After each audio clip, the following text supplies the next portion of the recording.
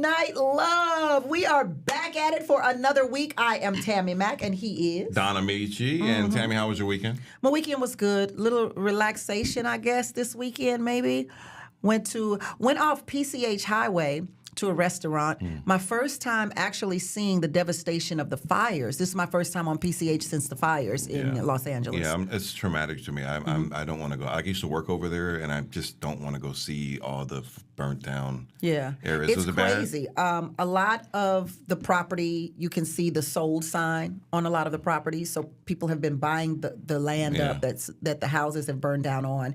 And then you can see like 5 strands of houses that were completely demolished in the fire. And then the next 3, nothing happened to them. just completely up. And then you see the ones on side of that, and it's like 5 more that are completely gone. And it's like, how did the ones in the middle stay? Jesus. Jesus. That's something else. Well, we're here, and we are ready to discuss Black love in all its forms. For the next 2 hours, you're going to hear interesting points of views from social media, the guest on live tonight you're going to hear from, and you're going to love them. We got 2 great guests. Yeah, absolutely. You ready for tonight's conversation? Is it okay to date while going through life transitions? A loss of a job, a financial hit, custody changes, grown-up stuff. Is expecting the person you're dating to stick it out with you realistic? Call us and let us know, 310-369-0400, and let us know what you think. When you said transition, I was like, oh, is it okay to date while you're in transition? I thought you'd be transitioning. No, I thought the same thing. So do you think it's a good idea for someone to date while they're going through a rough patch? This is a kind of a hypocritical thing when it comes to men and women. Women, it's okay for them to date. I've seen videos from women online who live in a storage unit and be like, hey, get ready for me as I am homeless and going on a date. Right. Okay. And then I've also I seen. don't think you've seen that. But okay. There's been a video like that, right? And then I've seen women talk about men that if you ain't got no job, no money, that you don't need to be out here dating. And I do think that if your intention is to be married, is to look for a long-term relationship, for men, I think it's better to work on yourself, get your finances up, because we are the providers. And that you should take care of yourself, and then play Captain Save 'em. Play Captain Save 'em. Play Captain Save 'em. Okay, for me, I'm with you. I think a man should not be out here in these dating streets with no money and no prospects of a job, and no you can't just be all willy nilly. Like I don't want to date someone who's going through it because I don't know what your capability of getting up is. But you ain't got nothing. You living in a storage unit. Well, I'm not talking about the storage unit, lady. I'm just saying. But I do feel like women shouldn't have to do. No, we are the ones that are being pursued. Therefore, there shouldn't be. It's definitely a double standard, but it's one of those double standards that I appreciate. Because if you pursuing me, you can't pursue me with nothing. Nothing? But you ain't got nothing. But you got nothing. Yeah, but you're pursuing me. I'm not pursuing you. So it's okay for me to have nothing. So it's okay for a woman to show up with nothing? Absolutely. Okay. Absolutely. You already know. Look, let's be honest. What I've noticed is that men just don't like to hear women say it, but you think the same way. Okay. Because if you're dating a woman, you don't date a woman because of her job position, because of her title, because of how much money she brings home. Doesn't matter to us. You date a woman because of how she looks first, and then secondly, what's going on in her head, and if you're compatible. But I've never met a man who said, "Yeah, well, a woman got to have 100 figures to date me." You know what I'm saying? That's what women say. We say that stupid stuff. But I might think twice though if you're living out of a storage unit, like. You wouldn't. I already know. You would love a woman living in a storage unit because you are Captain Save-A-O. You literally are. You would be like, Tammy, you would call me on. I hear that conversation already. Oh, Tammy, man, she's in the storage, so I'm going to move her in with me for a couple of months. Like, that's who you are. I'm done. I have transitioned from that point of time in my life. Matter of fact, you have done it before. Now that I think about it. Tell the truth, shame the devil. Yes. Didn't you move a woman in with you because she had nowhere to stay? I have moved multiple women in with me because I didn't know about the multiple. I've allowed them to save money so that they can get on their feet. Right. But, you know, that's just the lover in me. I'm just a certified lover boy. Certified. Okay, Drake. All right. All right. This actress has been making moves throughout her career, and now on BET Plus, Divorced Sisters, she helped make history as the most watched series premiere on the stream of the day. Take a look at Porscha Coleman. Hakeem, look at me. I want this done. I mean, that's too high profile. Make it look like an accident. How? I don't know. Something can fall on him at the construction site or something. How am I supposed to do that?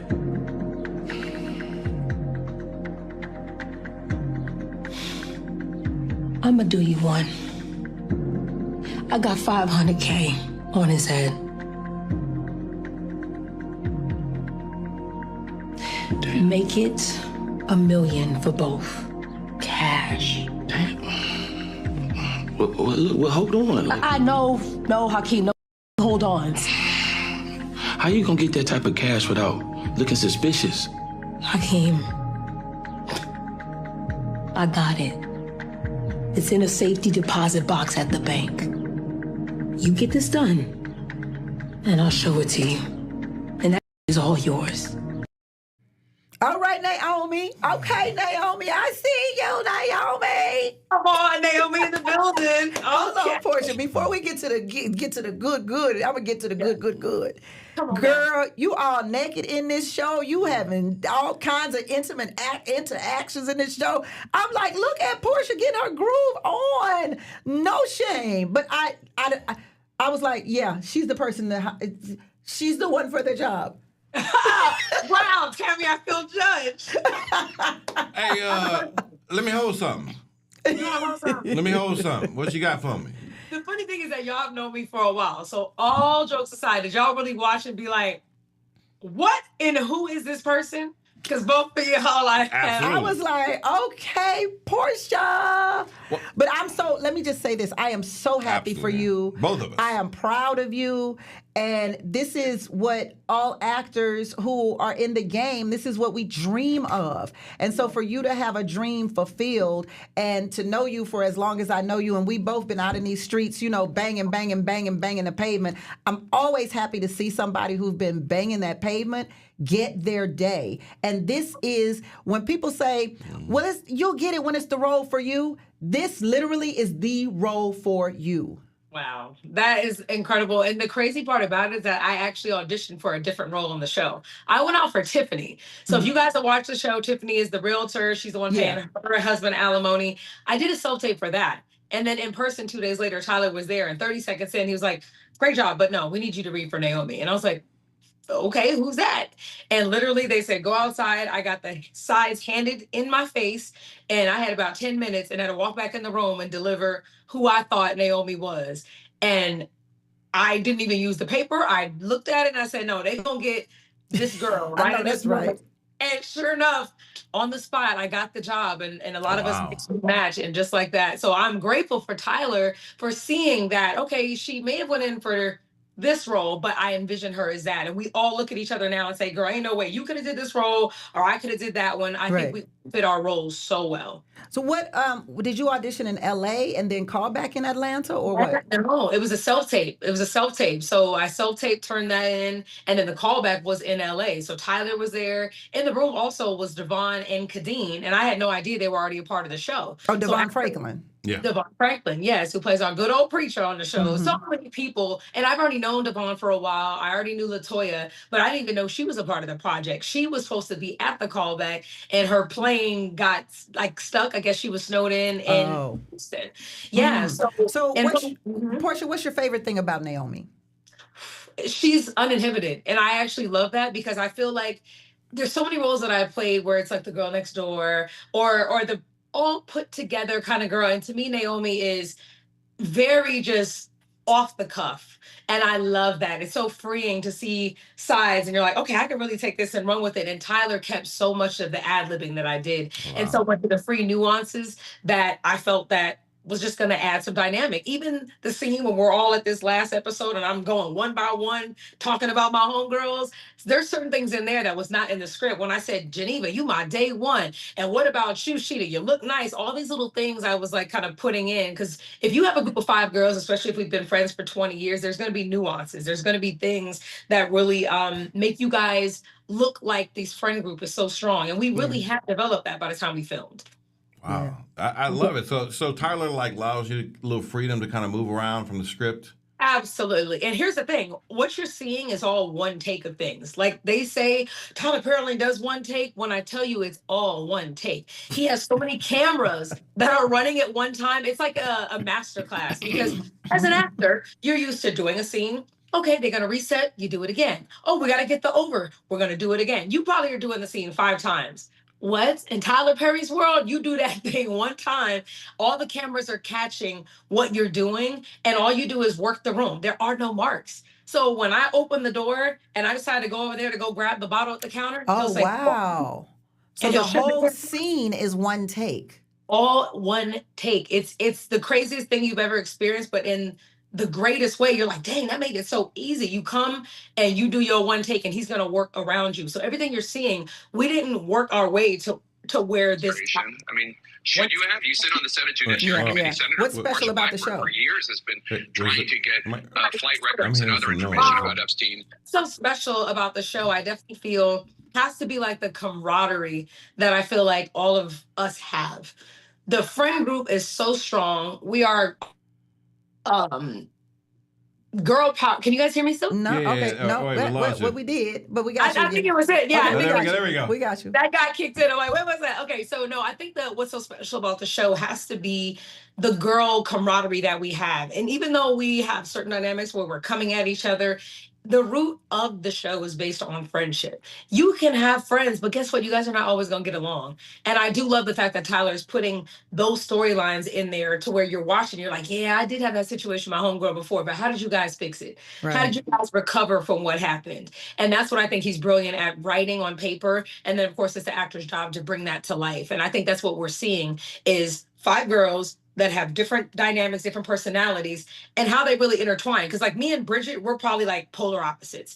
You know, Bridget is, more soft-spoken. She won't say what's on her mind. And here I am, outspoken, tell it like it is. And then you have the Genevas and the Rashidas who are kind of between. So and that's kind of like what friend groups are, right? 1000%. I think at least one girl you're all gonna relate to and be like, that's my homegirl, or that's me. And I just love watching it because when y'all see it is when we see it. I've seen none of this show. When it airs every week, I'm like, oh, this is what we're showing. So okay, today, so divorce is really it plays a part in people's lives when they get divorced. A lot of men say that they end up dead broke after a divorce. Women say they end up dead broke after a divorce. So let's get in on what we're talking about today, and that is if a man or woman is dead broke, should they date? I heard y'all talking about that. I feel, personally, I do low-key have to agree with Tammy. I feel like... Listen, you kept talking about this shoebox and in a storage unit kind of girl. Where are these girls that you meet? I don't know a girl who lives in a storage unit. Me either. The girls they're out there. It's LA. They're lying. It's expensive. Excuse me, sir. What are you attracting? Why are you attracting these type of women, sir? I just want to know because I don't know girls that. Well, I just like women who save money. That's all. No, he likes women he can save. Listen. That's all it is. You like women where you can be the real man and say, "Oh, I got you, my little child. Come live with me. Come eat my food." You want to be. Is there something wrong with that? You are Captain Save-A-Ho. That's all it is. Wow. That's all it is. Did Jesus not feed the needy? Listen, that's fine if you want to have a little pet project. It's okay. Wow.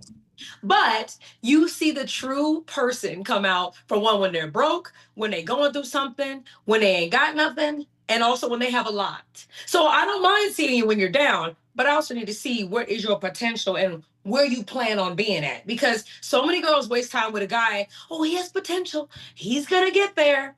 And then you waste 20 years of your life and he never got to where you might have thought he was going to be or even where he should have been. I'm just trying to get my rap career started. I mean, you can't wait. No. Listen, I'm not paying for your mixtape. I'm not paying for your masters. I'm not paying for the engineer. But you got a whole TV show. Surely you can invest. Let me do the soundtrack. Listen, there are things that I invest in, aka stocks, aka different things like that. What I would do for somebody, which is what I would want a man to do to me. Don't buy me a designer bag. Don't buy me no shoes. Give me some A stock. Can you get me some stocks and investments so I can hold on and have a strong portfolio? I'm that kind of girl. Okay. I'm thinking towards the future. I'm not looking at a bag or a purse. So to me, I want to see where a guy's mind is at to see what are you asking of me? What do you think is a good gift for something to where I can add value to you? And if you're talking about, I like these new Air Jordans that just came out, I'll be like, okay. Well, does this go for women at the same time too? Like, so a man that needs to have his stuff together, but for a woman, should she have to have her things together too to date? I personally believe that a woman should also have her stuff together because, again, you have to see who people are when they're at the top, when they're at the bottom. Yes, like Tammy said, it is a double standard. Women could be dead broke, working at a restaurant, making $8 or $9 an hour, and a guy could come in and say, I love you, and I'm going to take you out of here and make you a princess. I mean, we've seen it with so many actors that have taken women that were quote unquote just regular girls and they've lived happily ever after. But then you got other women that have also done the same. But I do feel like it's easier for a man to take a woman who has very little to nothing and rise to the top with her compared to sometimes the other way around. Because I agree, men are supposed to be providers and be the leaders. And I think a woman should have her head together where she could do the same, even if he's not in position at the time to do it. But overall, I do want to feel like I trust my man and that I am his partner and I trust his decision. So if you made a bad decision and you're down, how you getting up? Holla at me when I see where you were at and where you're trying to be so I can see how you deal with things. So, Porscha, let me ask you one more question about the show. This one will make you laugh, I'm sure. So the last time I saw you were on set with me and your mom for 911, I think it was. So I have to ask you, will we see your mother on Divorced Sisters? Hilarious. That is too funny. We shoot Divorced Sisters in Atlanta. I have no idea. I mean, there's not a role that I see because I'm not a part of casting. I feel like Tyler's so brilliant. He does use a lot of local hires. Obviously, some of us as the series regulars were flown in. So again, it's all about acting in a self-tape. If she gets a self-tape audition and nails it, anybody can be on the show. Because of course, when you pop and everybody hits you up, can I get a one line? Can I get a role? And Tyler Perry ought to just make your mama be your mama on the show. We ain't got time for no auditions for that. I don't know who my mom need to be, but it has to be. I just love how Tyler Perry takes a show and you see so many seasons of it because it's really just the story that he has in his head. And I asked him the day before we started filming, I said, when you write a show, is your goal to envision many seasons continuing with these characters evolve into different people? And he's like, are you kidding? Like, absolutely. He never looks at a show and thinks one season is all this storyline is going to be. And as you can see, Sista is in season 10. They've already filmed 10 seasons of their show. Wow. So if Divorced Sisters is, of course, in line to do the same exact thing. Yeah, you're making history. You're making history, and we can't wait to see more seasons beyond 10 for Divorced Sisters, too. And by then, I don't know what Naomi going to be up to in 10 years. Well, Porscha, tell your mama we said hi, and we want to thank you for coming on Late Night Love. Where can we find you, and where can we watch new episodes of Divorced Sisters? Absolutely. Every Thursday night, we have Divorced Sisters. Watch every Wednesday. It's so good. We have a mid-season break coming up. Follow me on Instagram at Porscha Coleman, Porscha Coleman, right down here. I love you guys. You two have been such great friends for so long. I'll see you next week, I think, on my radio show. Come on now. You already know I gotta come on through and say what's up on the. Absolutely, you better. We're gonna have a blast. And I learned a lot. We're not dating storage unit people anymore. Look, you should not be dating storage unit girls, and I'm not gonna date storage unit guys. Right. I think you got to get about your storage, and there's no sockets in there. How you gonna shower in a storage unit? How you gonna curl your hair? There's nothing in there for me. It's called a bird bath. Have you in prison? We took bird baths. Sweetheart, let me tell you. At least date a girl who's a gym girl. At least if she ain't got no work, have her go to 24-hour fitness. She can shower, she can change, she can get some lotion. At least you already know the hygiene is right. A storage unit ain't got no water. All right, so I don't trust it. All right, I got it. All right, thank you. After the break, Late Night Love comes author Marcellas Reynolds. We'll meet you right back here.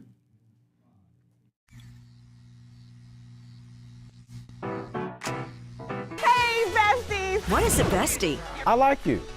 She's fun. It's about to be a good time. She's always looking out for you. Since you're my bestie, I will handle it for you. She makes you think. Here to uplift and empower. She's always encouraging. You are that girl. Chelsea Edwards, your bestie in daytime. Like it's a spiritual moment. Chatting with Chelsea. New episodes weekdays at 5:30 or stream anytime on Fox Soul. I wonder if you know that I want the best for you. But how long will you fight solo? I wonder if you know that we can get help. Not wondering anymore. Love, your mind.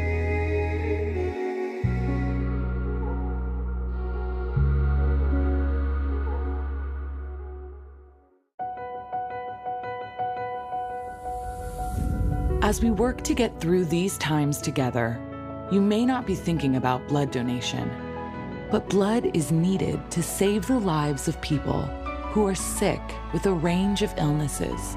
It's easy and safe to give. If you are in good health, please donate. We need heroes now. Visit redcrossblood.org to schedule an appointment.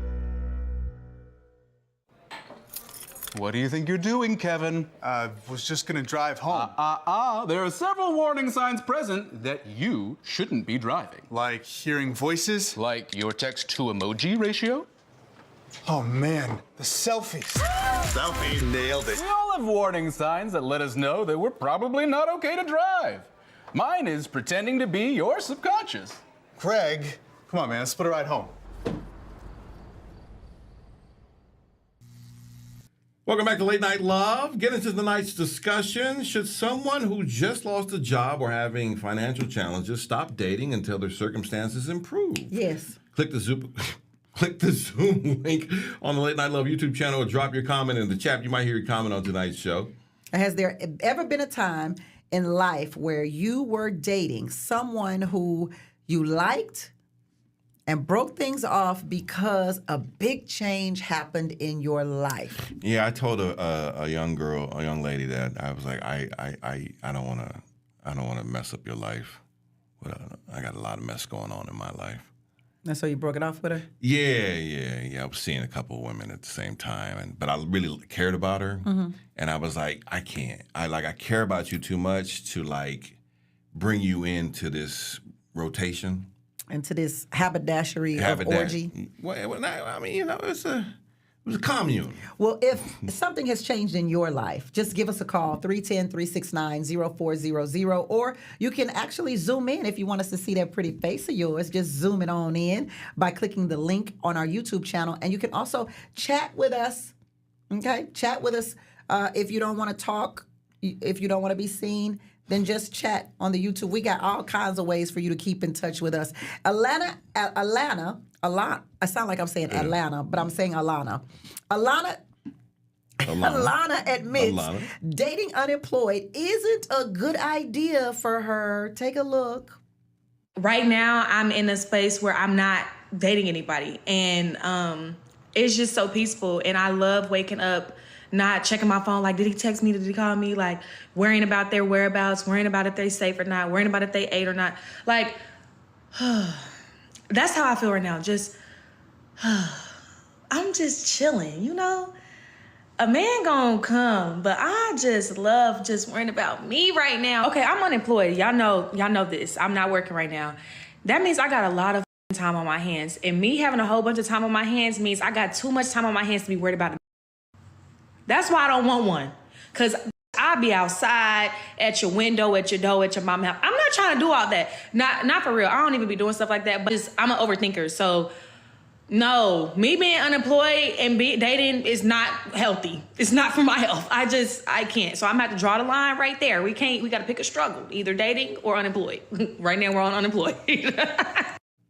This is very interesting because... But I would love to date her because she's so fun and frolicky and friendly, and she has this energy around her. I have been talking to a lot of millennials, and they are really in this space of at peace, of being by themselves. Mm-hmm. I was on a podcast this past week, and I was talking to a young man on the podcast, and he was like, yeah, I'm cool just going to the restaurant, putting my phone up, going to dinner by myself. I'm good.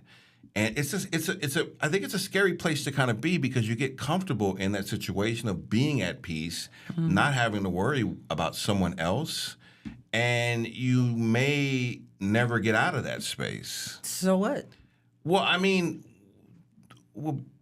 so what? Well, black people need to survive. I mean, we can't shrink. There are enough of us procreating. It's not enough. Trust and believe. There's a whole bunch of us out here procreating. But I don't think it's a healthy place to be. I think that there's a point. Life changes the older you get. All right, mm-hmm. We're all evolving. We're all growing, mm-hmm. and there comes a point where you get older and you're going to be alone. And I think that's where companionship really is going to be thriving. I mean, men live longer when they're in a marriage or in a relationship. I mean, that's been shown through studies. And I think that, being by yourself and maybe rolling through life like that alone is not a healthy place to be. I think it's extremely healthy to roll through life on your own. I go to the movies by myself. I go out to eat by myself. I go to networking events by myself. You're married, though. Well, I'm just saying, even before I was married, I was always comfortable sitting at a table, typing, working on my stuff.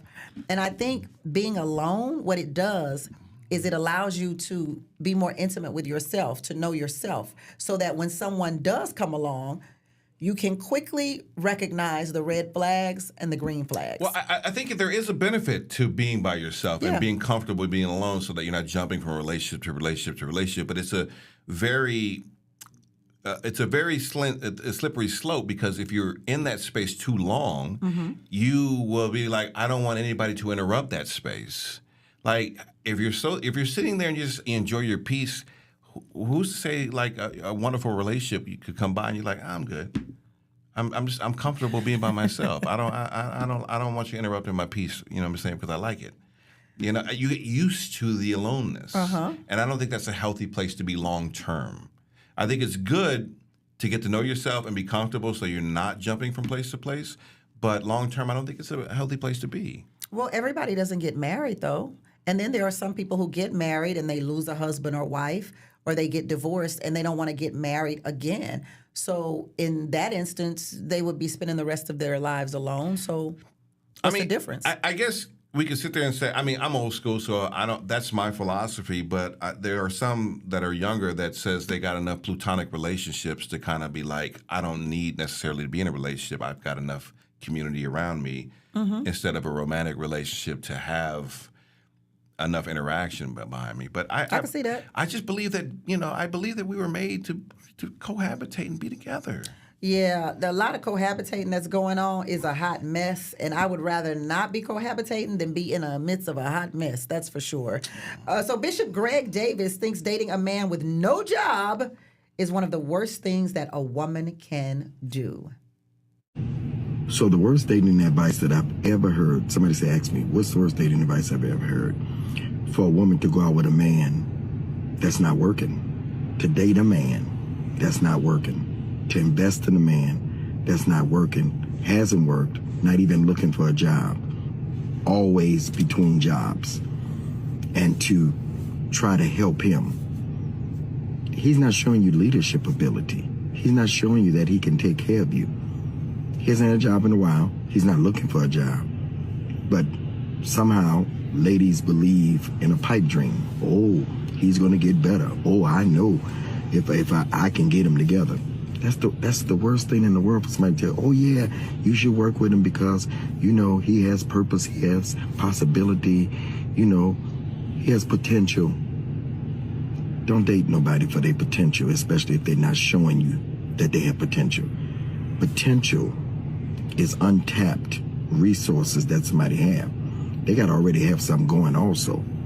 Can't keep untapping something. The bottom line is the worst advice I've ever heard is for a woman who has it together to deal with a man that don't have it together, not trying to get it together. He's not even working.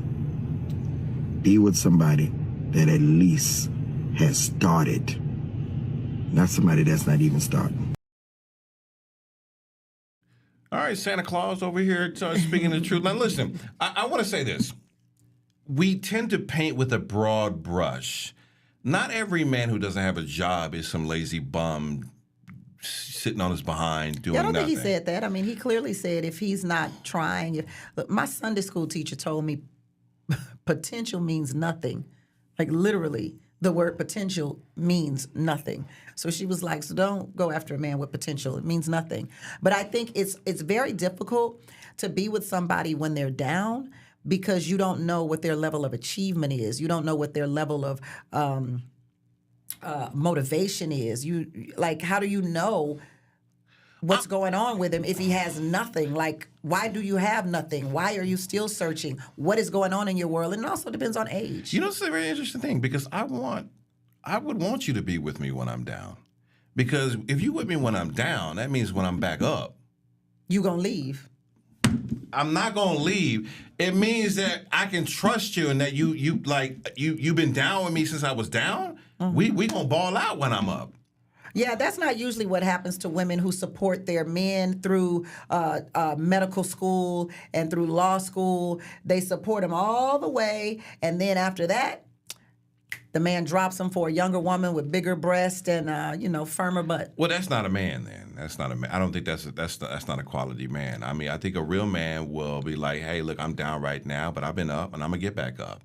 And for me, I need to know that you can be up. Like, where you come from? Where you come from? What is it down? Like, have you ever had a job? Did you go to school at all? Like, why are you in this space? Like, that's very important to know. Can I show you pictures of when I was up? And, yeah, you know what I'm saying? I'll show you my photo album. You show me some videos. Yeah, I show you some videos. I had it, girl. I had the bins. Look at the bins. Look at it. Look at me on OnlyFans. Yeah. Look, I was rolling in the dough. Come on, I was rolling in the dough. Look. Shrinkage matters. Yeah, I mean, I'm not my fault. I'm with you. I feel like sometimes we tend to paint with a broad brush. I hear it's very hard for men to sit there and try to make it, especially black men, to make it in this country. And so we have to. But you do. We do. You're right. Okay, so I want to see you when you do. So that means I can't have no love. I can't have no dating. I can't. How you gonna date somebody if you broke? Y'all seem to do it just fine. We don't have to. We are being why are you trying to put yourself in a woman's place? I don't understand that. Wait, so we don't want things to be equal. So now you don't want equal rights. No. We don't want level playing field. What you don't understand is, I make my own money, but I want to spend yours. I would rather spend yours. Okay, all right, that's okay. I got you. Like, okay. No, we could talk about equality all you want, but it is not equal between a man and a woman, and it never will be. So let's talk realistically on this thing. We're not equal. And I don't want to be treated like you. I want to be treated better than you. That's a quote from the Golden Girls. All right, don't miss out on the good thing just because he's unemployed. Check out this clip. I ever tell y'all the story about how my husband was on unemployment when he asked me out on our first date? No. We finna get into it. I met my husband at poetry night. At the time, I was not trying to date anybody. So one night, I was doing my poem on stage, and my mama couldn't come. I asked Dotha to record my poem so that I could have the footage to send to my mom. Of course, he said yes, and he recorded the entire thing. And I basically asked him for the video so I could send it to my mom and how much it would be. This man tells me the video is free if I go out on a date with him. Fast forward to the date, right? He comes to pick me up. He was so fine. We go to Macaroni Grill, and then from there, we head to the movie theater. We laughed like we had never seen the movie before. So he told me he had to go host a party and asked me did I want to go. Of course, I'm gonna say yes, because I'm not ready for the night to end. What this man did not tell me was that he was hosting a senior citizens event. I immediately knew that that was my man. It wasn't until like maybe 2 months later that I found out that he took me out on his date on unemployment. This man put me on his cell phone playing like a month later. How was I supposed to know? The takeaway, honey, is that we listen and we don't judge. I ain't fought that man when he told me he was on unemployment. I understand. But when I did ask for being nosy, how was he on unemployment? He told me that because when he's not working on stunts in the film industry, he gets to file unemployment. You can't be mad at that. The important takeaway that I will say is that that man was willing to spend his hard-earned unemployment on me. And this probably finna trip y'all out too, but guess what? When we got married, he was still on unemployment. So when I say your love story is your love story, that's what I mean. Thank you, Queen. Thank you. Some real queens out here that will really see a man's true identity and look past his inability at the present moment to have a job, but understand that he is working through it. And he found a way. He found a way that took him out. Come on now. Yeah, what I liked best about this story is he didn't share that information with her. He took her out on a date. He paid for the date. He put on, a month later, put on his phone plan. I mean, that's a man with a plan. That's a man who knows he's not going to be down long. So I think there's a difference in broke and getting on your feet, right? Okay, there is. There's a difference I'll give between you that. So if he's on unemployment, that means that he's had a job. If I meet a man on unemployment in LA, I'm probably thinking he's probably on unemployment because he's not working in the industry right now, which is common, right? Mm-hmm. But even if he was, I don't know, in Houston, Texas, unemployed through one of the oil companies or whatever, it means that eventually he's going to get a job because he's had a job. That's what I'm saying. You got to know the history. Why are you down right now? What is it that's got you down? Let's talk about that. So this is okay then. If I'm on unemployment, you know my history, I got a little income coming in, that's fine. The line is if I have nothing going on. Yeah, the line is if you've got nothing going on, you as a man should not even want to approach a woman. If I'm living with my mama but I'm on unemployment. You shouldn't really want, you shouldn't want to approach a woman like that. I got a Mercedes but I'm living in my car. I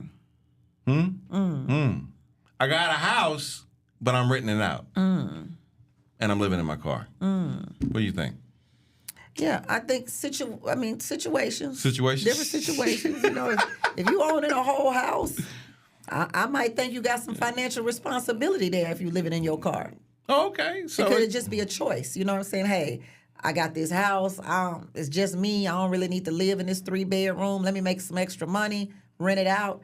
That's a good financial plan. I'm sleeping in my Prius. It's just me. It's all good. It's a great financial plan if it's you by yourself. But we're talking about, when you talk about broke, that's a whole different conversation. What if I got big dreams? Like you want to be a rapper? No. Like, I'm just trying to start this, I'm trying to get my Shopify store up and sell my clothing line. Yeah, what you think? Yeah, I don't know. We got 2 minutes until Author Marcellas Reynolds joins us on Late Night Love. We'll be back. I know you're going through a lot. I wonder if you know that we can get help. Let's see how far we can go. Love, your mind. Hey, it's your girl, Carolina Sanchez, and The Nightcap is the late night show where no topic is off limits. Join me as we dive into the wild world of relationships, sex, and everything in between. From hilarious dating disasters to steamy secrets, we've got it all. We've got celebrity guests, expert advice, and a cocktail in hand. The Nightcap is your guilty pleasure. So grab your drink and tune in because the best stories start after dark. The Nightcap. New episodes weeknights at 10:30 or stream anytime on Fox Soul. What do you think you're doing, Kevin? Was just gonna drive home. There are several warning signs present that you shouldn't be driving. Like hearing voices? Like your text-to-emoji ratio? Oh man, the selfies. Selfie, nailed it. We all have warning signs that let us know that we're probably not okay to drive. Mine is pretending to be your subconscious. Craig, come on, man, let's put a ride home. Ready to lose track of time the best way possible? Rolling! From the funniest videos to the wildest things online, we do the scrolling so you don't have to. It's Usher.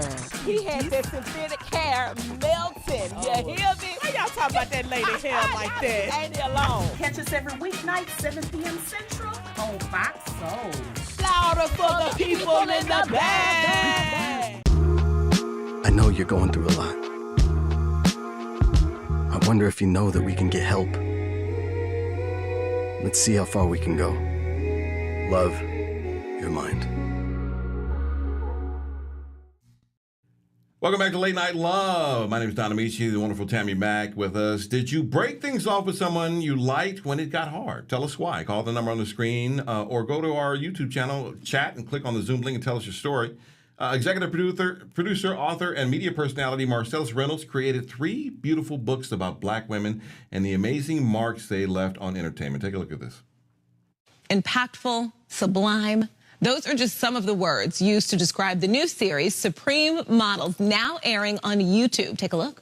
There is nothing like a Black model on the runway.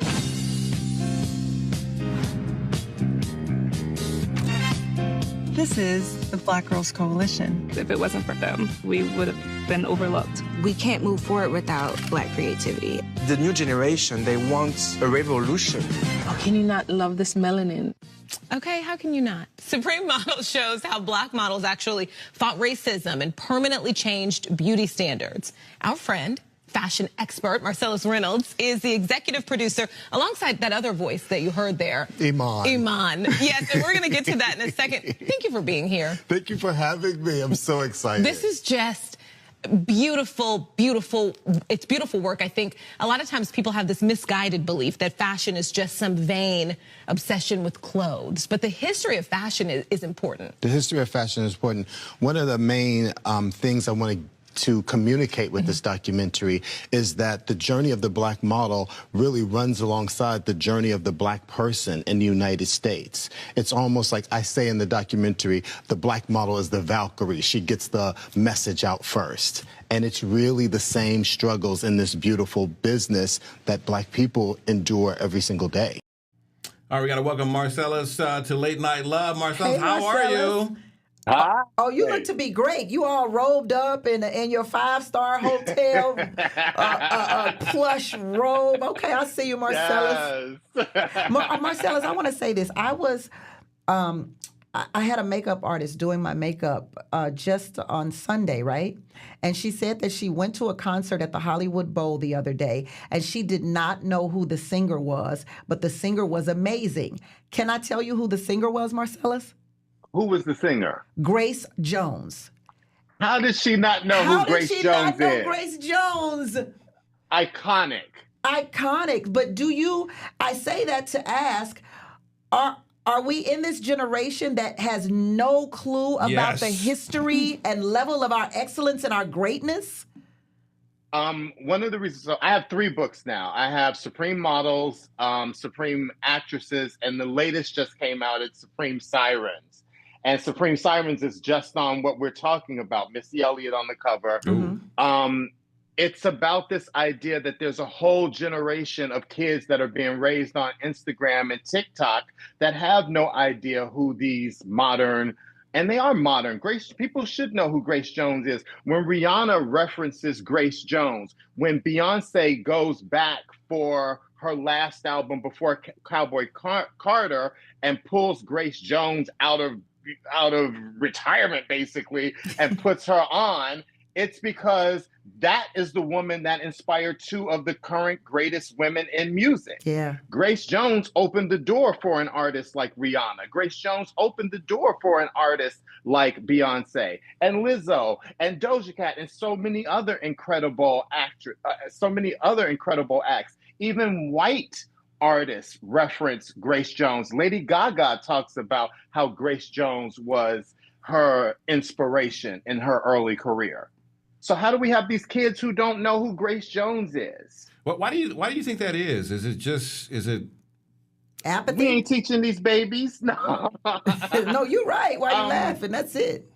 I think, back in the day, I grew up in my mother's house, and then my grandmother, and then my mother would drop us off at my grandmother's house, and my grandmother would play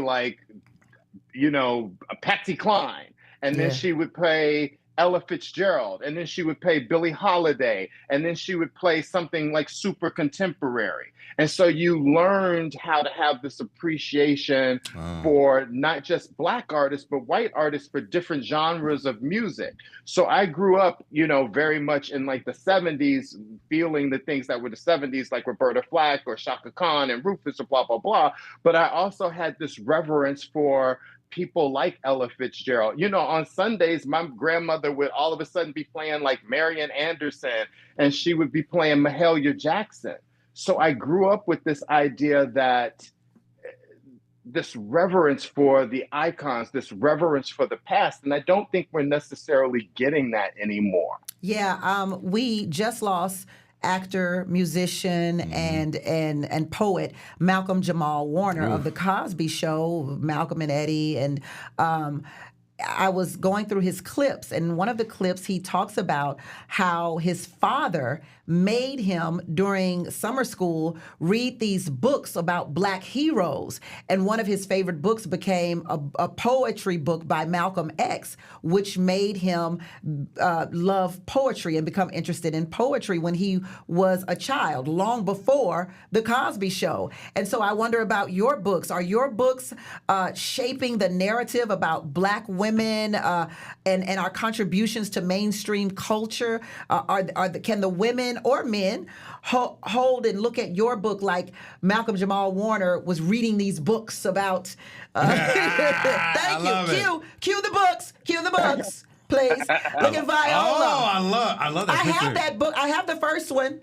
You have Supreme Model. I do. It's good. It's good. I didn't know about the other two though, but I do have Supreme Models. Yes, it's a fantastic book. Supreme Models came out in 2019. Supreme Actresses came out in 2021, and Supreme Sirens came out in 2024. And you know what? You're so right on with what my message is. You're going to read these books because Missy is on the cover or Viola is on the cover, or because with Supreme Models, you love that photo because it's so fashion and the woman on the cover is so beautiful. But you're going to learn the history along the way. So you're going to if you love Cardi B, she is definitely in Supreme Sirens. If you love Lizzo, if you love Teyana Taylor, all the new girls are in Supreme Sirens. I but do right love next Teyana to them, Taylor. Love Teyana Taylor. And what about Teyana Taylor, who's now playing Dionne Warwick in the biopic? So that's why my books are. That's what I want my books to give this younger generation. But the question is, does the younger generation know who Dionne Warwick is? By the book, because Dionne Warwick is in the same book with Teyana Taylor, and you're going to understand why Dionne Warwick is important. Because if there were no Dionne Warwick, there would be no Teyana Taylor. Especially with Black people, we open the door for who comes next, and we hold the door open for them. I want to move a little bit into what we're talking about today, since you're talking about moving the doors open and closing the doors and all of that, Marcellas. If you are broke, should you be dating? Should you be opening up the doors for women to ask them out on dates if you broke? Well, you guys know that that's not, in my opinion. So I'm a little bit different because I'm the gay guy. So gay relationships are different. Oh, yeah, that's much different.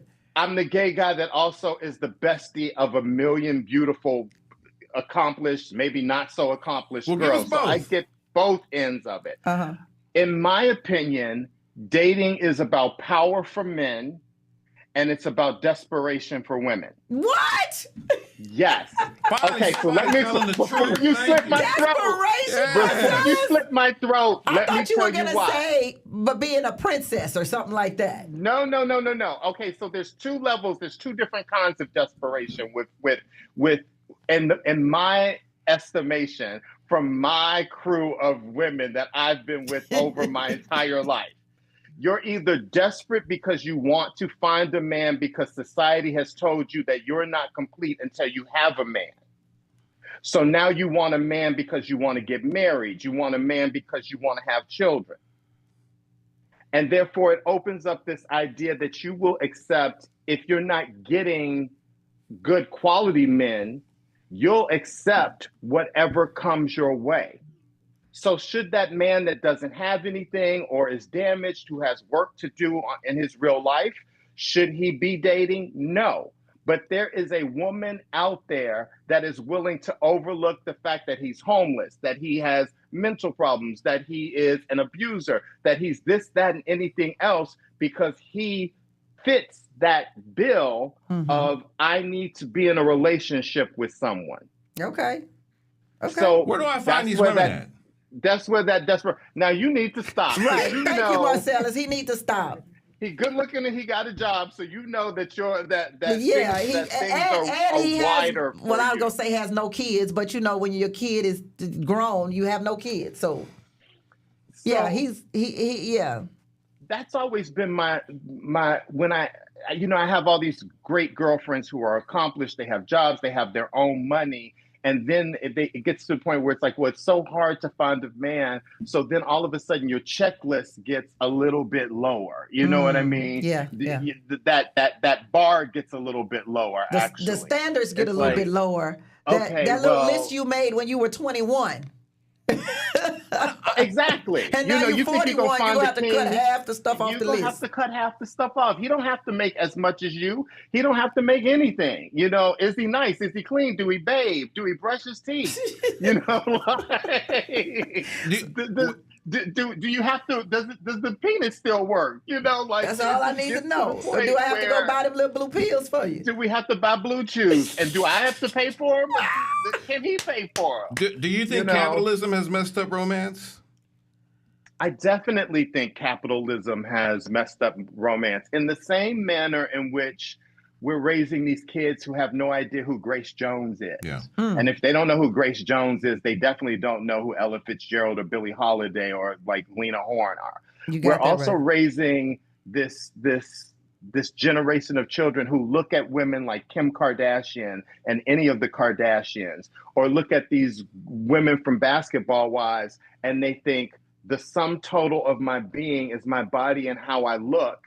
And therefore, I can find a man, and that man will be willing to break me off some change to pay for my nails, buy me a purse, take care, pay a bill, like that whole thing. You can't come up in here unless you're paying a bill. Marcellas, you at home right now. Take a look at this so we can discuss it. Okay. Unfortunately, romance is not a broke person sport, and I know I'm about to ruffle up some feathers with this unpopular breakdown. Let's get it. First of all, we go towards dating all wrong. We tend to ask ourselves, what can I get out of this person? When really you need to start asking yourself, what can you give this?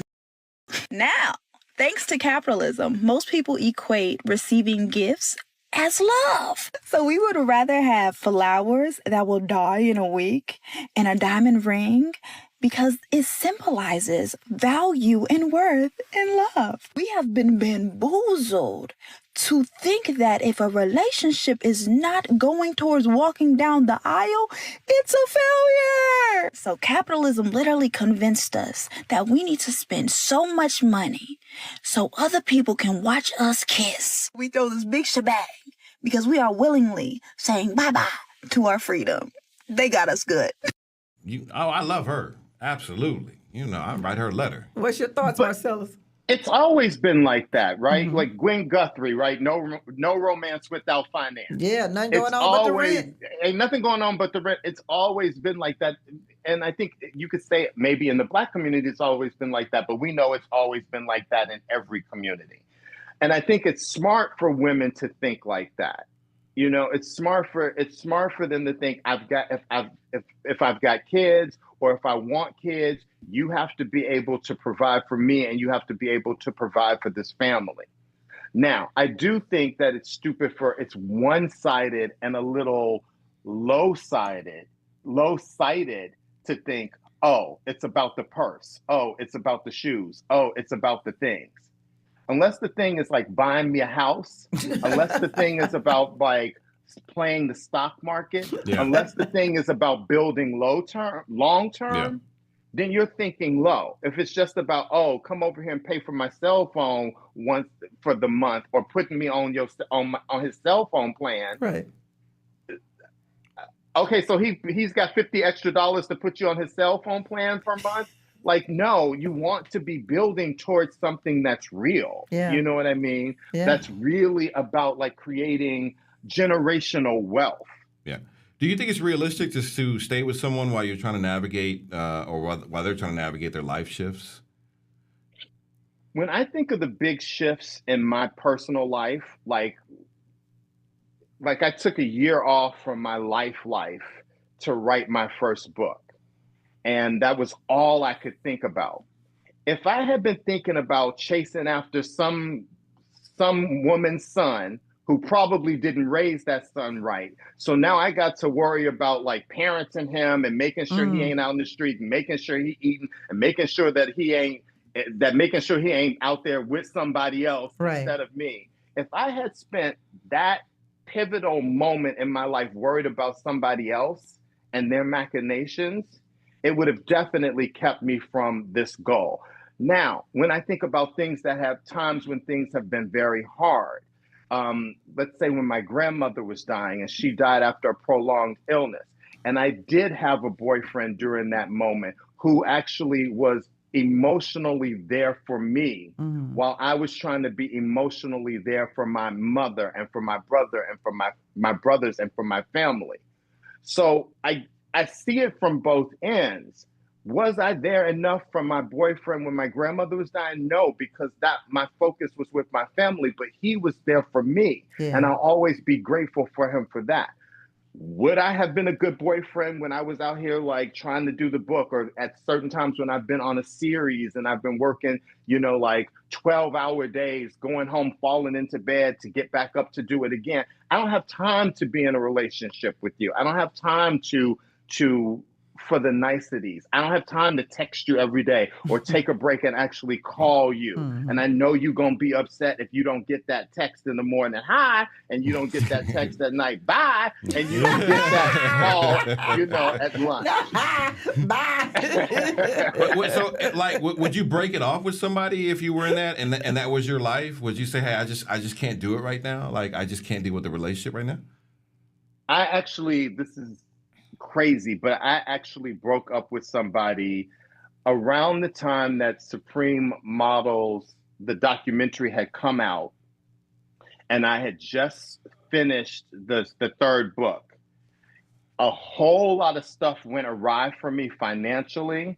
It was a whole tax thing. I ain't gonna talk about that on camera, but a whole lot of stuff like went crazy for me. And so I went from like feeling like I was like super successful to feeling really low. And I kind of lost my mojo and who I was in that moment. And I had to like let him go, because I was like, I'm not going to be a good boyfriend right now. I need to do this work on the interior side of myself. And I need to figure out exactly what's going on for me next. And all you're going to get right now is sad Marcellas. You're going to get sad Marcellas that want to lay in bed and he want to eat. You're going to get sad Marcellas that wants to lick his wounds and talk about shoulda, coulda, and woulda. Right. Now, granted, I'm on the other side of that and things are better. But I don't know if he was the person that was going to be with me for the rest of my life. So I don't know that I wanted him to see me like that, especially when you met me at a book signing where Alexandra Shipp is here, one of the Barbies is here, and 3 of the top models of the world is here. You saw me at my greatest, and now I'm feeling like I'm at the lowest. I don't know if I wanted him to see me like that. Wow. Yeah. So I had to like, I literally was like, I'm not good for myself right now. So how can I be good for you? Wow. You never wanted to go back and grab him, snatch him up? Girl. I see that, I see that wonderful child of God all the time on Instagram, because unfortunately I didn't block him and I didn't unfollow him. And he seems to be living his best life. And yes, things are better for me now, but now he has now he has a boyfriend. So it's like, do I sometimes go, that was stupid. It's the hard times that strengthen a relationship. But I wasn't even thinking about him like that. Yeah. You know what? Right. I wasn't looking at him like you the one. I was like, oh, you look good on my arm at this event. Oh, you look good wearing my white bathrobe. Oh, my God. At 2 o'clock in the morning. Life was just Life was just life. And I get it. Thank you so much. Where can we find your books, and how can we find you? I am Marky Mark, Marquee, Marc on Instagram. I'm Marcellas Reynolds everywhere. My books are in bookstores everywhere. And of course, they're on Amazon. And if you have to, please do buy them on Amazon. But I would prefer you go to your neighborhood bookstore and order the book there. Even if they don't have the books at the bookstore, you can order that book. And that actually brings my books to the attention of that bookstore. Well, I got to meet you so you can sign the book I have, and I can get 2 more and get those signed as well. I would be honored. Yeah, that'd be great. I would be honored. And if for people watching, if you want to buy a book, hit me up, DM me on social media, because I sell books directly and I sell them signed and personalized. Okay. Oh, well, there it is. And nothing is chicer than a signed book. Nothing. Absolutely. And especially those 3 books. Come on now. Thank you, Marcellas. All right. Thank you, Marcellas. We appreciate you. We love it. Get the book out there right now. Supreme, baby. Yeah. Yes. All right. We got more Late Night Love after the break. Stay tuned.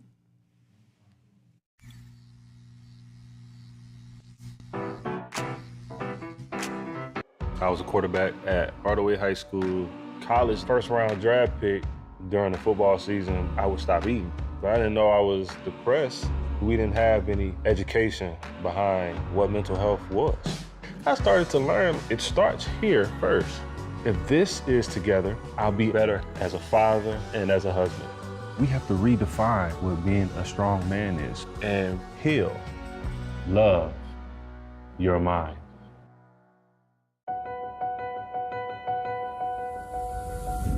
As we work to get through these times together, you may not be thinking about blood donation, but blood is needed to save the lives of people who are sick with a range of illnesses. It's easy and safe to give. If you are in good health, please donate. We need heroes now. Visit redcrossblood.org to schedule an appointment. What do you think you're doing, Kevin? Was just gonna drive home. There are several warning signs present that you shouldn't be driving. Like hearing voices? Like your text-to-emoji ratio? Oh man, the selfies. Selfie, nailed it. We all have warning signs that let us know that we're probably not okay to drive. Mine is pretending to be your subconscious. Craig, come on man, let's split a ride home.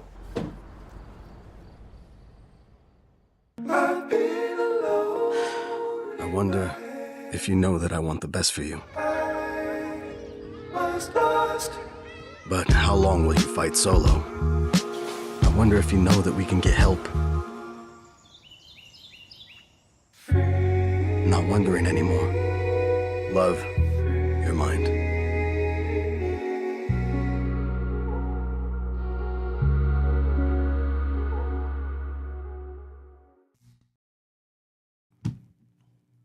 All right, welcome back to Late Night Love. How much should you tell your partner about the shifts happening in your life? If you don't have room for dates and trips anymore, should you break things off? Give us a call, 310-369-0400. What do you think about that, Tammy? Well, I think, you know what I was thinking as Marcellas, I love him. He is hilarious. But as Marcellas was talking, I was thinking that when I met my husband, he was laying it on thick. He was just, I was just there for the gifts.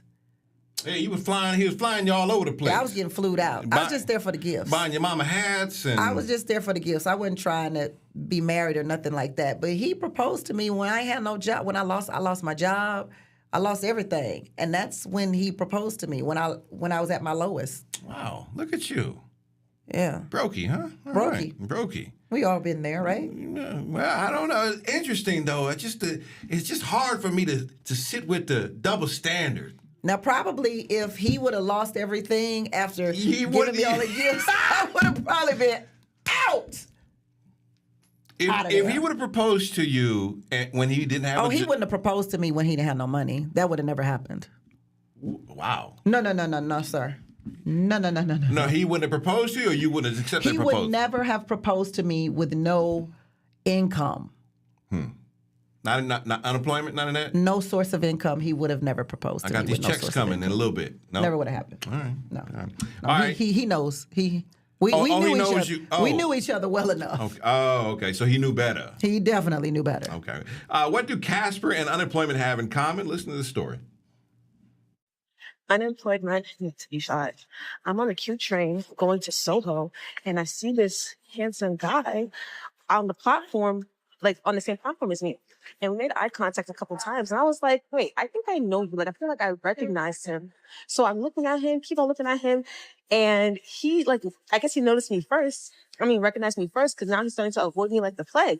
And I'm like, what is going on? Like, now I definitely know you. Like, we have to know each other because that's weird. The train ended up being packed, and he had to sit close to me. If you want to sit, because he was carrying a whole bunch of things. So I'm looking at him like, where do I know you from? Where do I know you from? And then it clicked. I had went on a Hinge date, one Hinge date with him way back when, and I unmatched and ghosted him because he's telling me that he's unemployed at 40. And I was like, oh gosh. He was cute, but unemployed at 40 is crazy.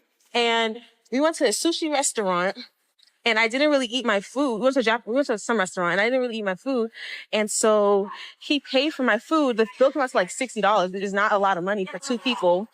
And I think I got one drink because it wasn't even that good. And yeah, he dropped the bomb that he was unemployed. And I mentioned that he's carrying all these things because low-key, I think that addicted. You know, what's a Hinge date? A Hinge is an app where you go like Bumble, like Tinder. Oh, okay. So it was a Hinge date. Yeah. Okay, I got it. I really don't like the age discrimination that these young millennials be pushing out here. Yeah, I need to. Well, that's okay. She's in for a rude awakening. But you can be unemployed at any age.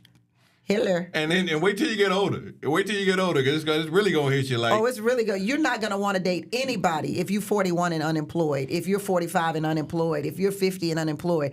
Dating going to be the very last thing on your mind. Yeah, I do see a lot of the... And we were talking with Marcellas, how the younger generation doesn't know a lot of the artists. There's a lot of things that they don't know about life, like things happen in life. And they shouldn't know that. And that's why it's so funny to me to hear young people call old people old and to basically like disparage whatever an older person is going through because you don't know. Well, I saw you don't know. I saw a woman today on TikTok. She was like, "How is it that all these single mothers with the kids that got the kids doing better than their daddies?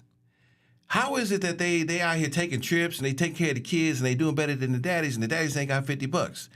And and first thing I do is I jump in the comments to see what's going on because I'm like, I know what the situation is, but she could not comprehend and really understand that how things are set up, and there are a lot more resources to mothers with children and whoever has kids.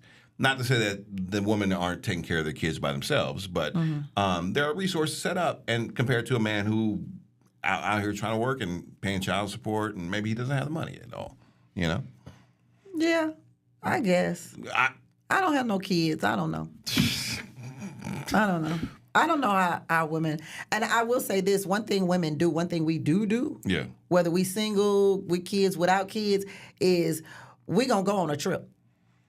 Well, y'all gonna do We gonna go on a trip. We gonna go on a girls' trip. We gonna go on a brunch. It's some things we're going to do. Not that our mothers or our grandmothers did that, but this, starting in my generation and beyond, we gonna take us a trip, and we gonna definitely take us to brunch. Well, your beauty is like a credit card that you don't have to pay the balance on. You know, because somebody else is always willing to pick up the tab. Oh, prayerfully. Yeah, I mean, you know, you got about an 85-90% chance of somebody picking up the tab. I mean, something has to come with that, though. Folk ain't just picking up tabs for free. Well, you know, Free ain't free. A couple of, you might get free a couple. Free ain't free. You might get a couple of tabs out of me before I, disappear. Free ain't free. Baby girl, come on in here. He's in his 40s, lives with parents, and doesn't have a job. Watch this. Do y'all think that it's normal if a man is not established in their life, is dating or trying to date someone, or pursuing someone, or even, putting themselves out there in a position to try to date someone when you have nothing, you don't have yourself together? And again, I do understand that things happen. Times, people go through things, and I understand that. But if you are not established in your life, and I'm just talking about bare minimum with a job, preferably a career, a place to stay, in transportation, why would you be trying to pursue someone in a relationship? Because you don't have yourself together. And I know there are women out here that are working with men that do not have themselves together, that are not established in their life, and they still take them on. I'm not that woman. And especially if you are, any age, but someone who is in their 40s. I met this guy, and I just let him talk, and he, within the first 30 minutes of the conversation, because he was just talking, I knew that he was not the one for me. We wouldn't make it out on a date because he is not established in his life. He doesn't have a job. He lived with his parents. I didn't even make it to if he had a car or not, because I had kind of checked out of the conversation when he started talking about, that he lived with his parents.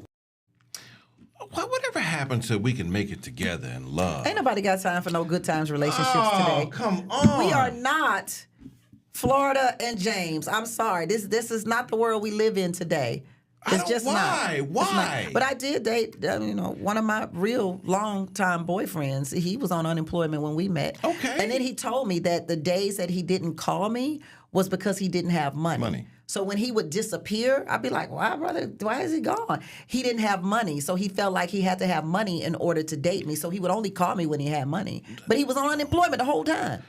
Why can't you understand how hard it is for a man, a black man, to make a living out here? But we need love too. And why can't we have love from you?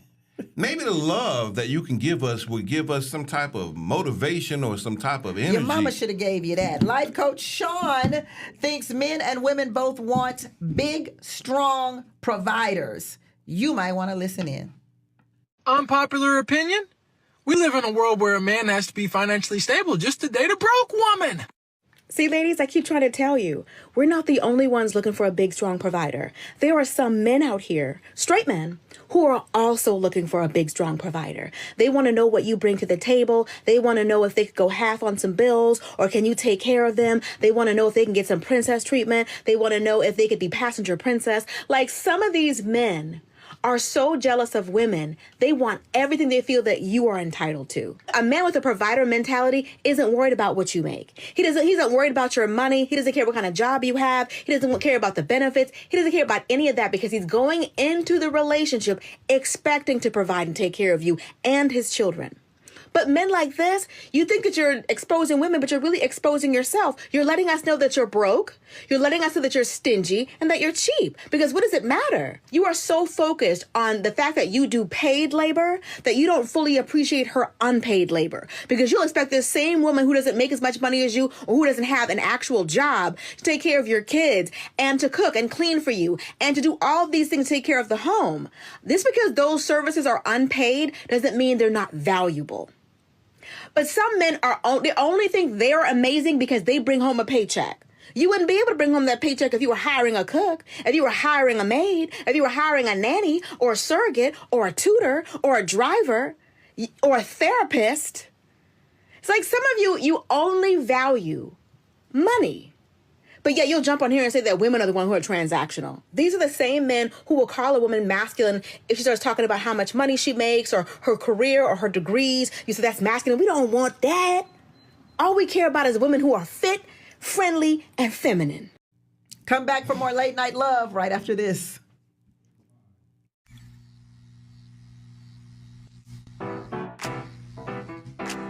Well, on Fox Face Off, we tell the raw, unadulterated truth. Fox Soul Face Off. We are given the platform here with no fear. Always comes out swinging. We should be saying, hey, stop shooting and killing people. Nothing held back. They wanted black hip-hop moguls and artists to continue the feud. No punches pulled. And shut the hell up. You interrupt me all the time. Tune into the show where opinions collide. Fox Soul Face Off. New episodes weeknights at 9 or stream anytime on Fox Soul. Hey, it's your girl, Carolina Sanchez, and The Nightcap is the late-night show where no topic is off limits. Join me as we dive into the wild world of relationships, sex, and everything in between. From hilarious dating disasters to steamy secrets, you know we've got it all. We've got celebrity guests, expert advice, and a cocktail in hand. The Nightcap is your guilty pleasure. So grab your drink and tune in because the best stories start after dark. The Nightcap. New episodes weeknights at 10:30 or stream anytime on Fox Soul. As we work to get through these times together, you may not be thinking about blood donation, but blood is needed to save the lives of people who are sick with a range of illnesses. It's easy and safe to give. If you are in good health, please donate. We need heroes now. Visit redcrossblood.org to schedule an appointment. I'm Isaiah Carey, here to shake things up with the stories that hit hard and matter most. Here on The Factor, we cover news with grit and authenticity. We challenge the status quo and get down to real talk and bold discussions. Join us as we amplify the voices that disrupt, inspire, and lead the charge for change. Your story is power, and we're here to unleash it. The Isaiah Factor Uncensored. New episodes weeknights at 9:30 or stream anytime on Fox Soul. Welcome back to Late Night Love. I'm Donna Beachy with Tammy Mack. And Tammy, what do you think of someone who's willing to bail on a good relationship because someone is having a hard time? It's a good relationship. It's a good relationship. I question your character if you bail on a good relationship because someone's having a hard time. Maybe I'm going through some mental issues, or maybe I lost my job. I don't know how to deal with those mental issues. That's I know a you hard told one. me a long time ago. Women don't know how to deal with that. That's a hard one for me. I can deal with the job and you not having a job for a little while. But you know what I'm saying? The little while? How long is a little while? I mean, everybody you want to be jobless for the rest of your life? I don't want to be jobless at all. Okay, well, for a little while then. Then we both agree for a little while. What's a little while? You tell me. I don't know. I don't know how long it's going to take me to get another job. Oh, that's unfortunate. I mean, I've been unemployed for some times. You know What's what I'm some saying? times? I mean, it's been a few years I've been unemployed. I mean, it's How hard. many? 3-4 years. I don't believe you've been unemployed for 3 or 4 years. Well, but because you work for yourself. Well, okay. You have your own business. Yes, I do. I do work for myself. I've always had a job, and then I've always had a business at the same time too. And right. so sometimes. So when you talk apples to apples. Well, sometimes Don't the job may disappear, and then I got the business. Right. You know what I'm saying? So then you're never without work. That's what it sounds like. Yeah, but then there's some income, There's income disparities, but still, you're not out of work. No. I mean, I'm gonna find some money. A job for me is not about the income as much as it's about the person. I'm a person who works a lot. Right. I've been working since I was 13 years old. I've always had a job. I've always had 2, 3, 4 jobs. Right. So I need someone to match my work ethic. I don't need you to have 3, 4 jobs, but I need you to want to work. So that's the problem. Like, you can't be in my house playing the video games. That's not going to work for me. I can't play Madden. It's not going to work for me. No. Unless you have a job and today's your day off and you need to rest and relax, and that's how you do it. We can play Call of Duty together. Yeah, no. They ain't working out? The only time I'm going to be with someone playing Call of Duty is if it's T-Pain. Come on now. He get paid to play Call of Duty. There you go. There we go. Come on now. All right. How young is too young for a 40-year-old to date? Do young women now expect gifts and expensive trips? I'm 47, and I jumped in a young girl's DMs. She was 31. And then she was, and this is a true story, she was kind of conflicted because she disappeared on me for like a week, and then she came back. Mm-hmm.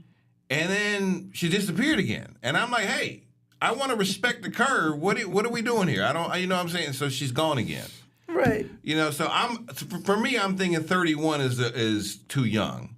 And I'm thinking maybe 30s for a 40-year-old is too young. I'm thinking if you're 40. I'm fine with 10 years apart.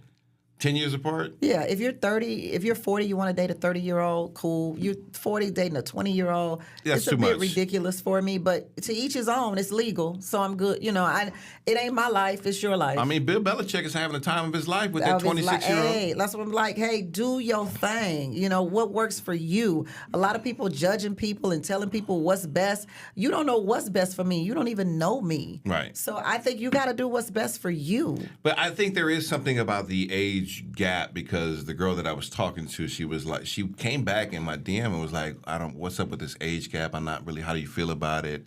And I'm like, I don't even know you yet. How are we? I just said hello, and then you disappeared on me, and now we're in a full-fledged relationship over here. All right. Challenges in adult life aren't so isolated to finances. Should you stick beside someone navigating a custody battle? Listen up. Ooh. The easy answer is to say no, don't date. Clearly, that makes things easier. It gives the other side less to work with, so to speak, to come up with something to have to say against that co-parent who is dating. But we live in the real world. And the reality is that oftentimes co-parents will date, will have a new partner in their lives on both sides of the case. Custody cases take a long time. If you're going to a trial, it definitely is going to be a long time, and it might be unreasonable for either party not to date in some capacity.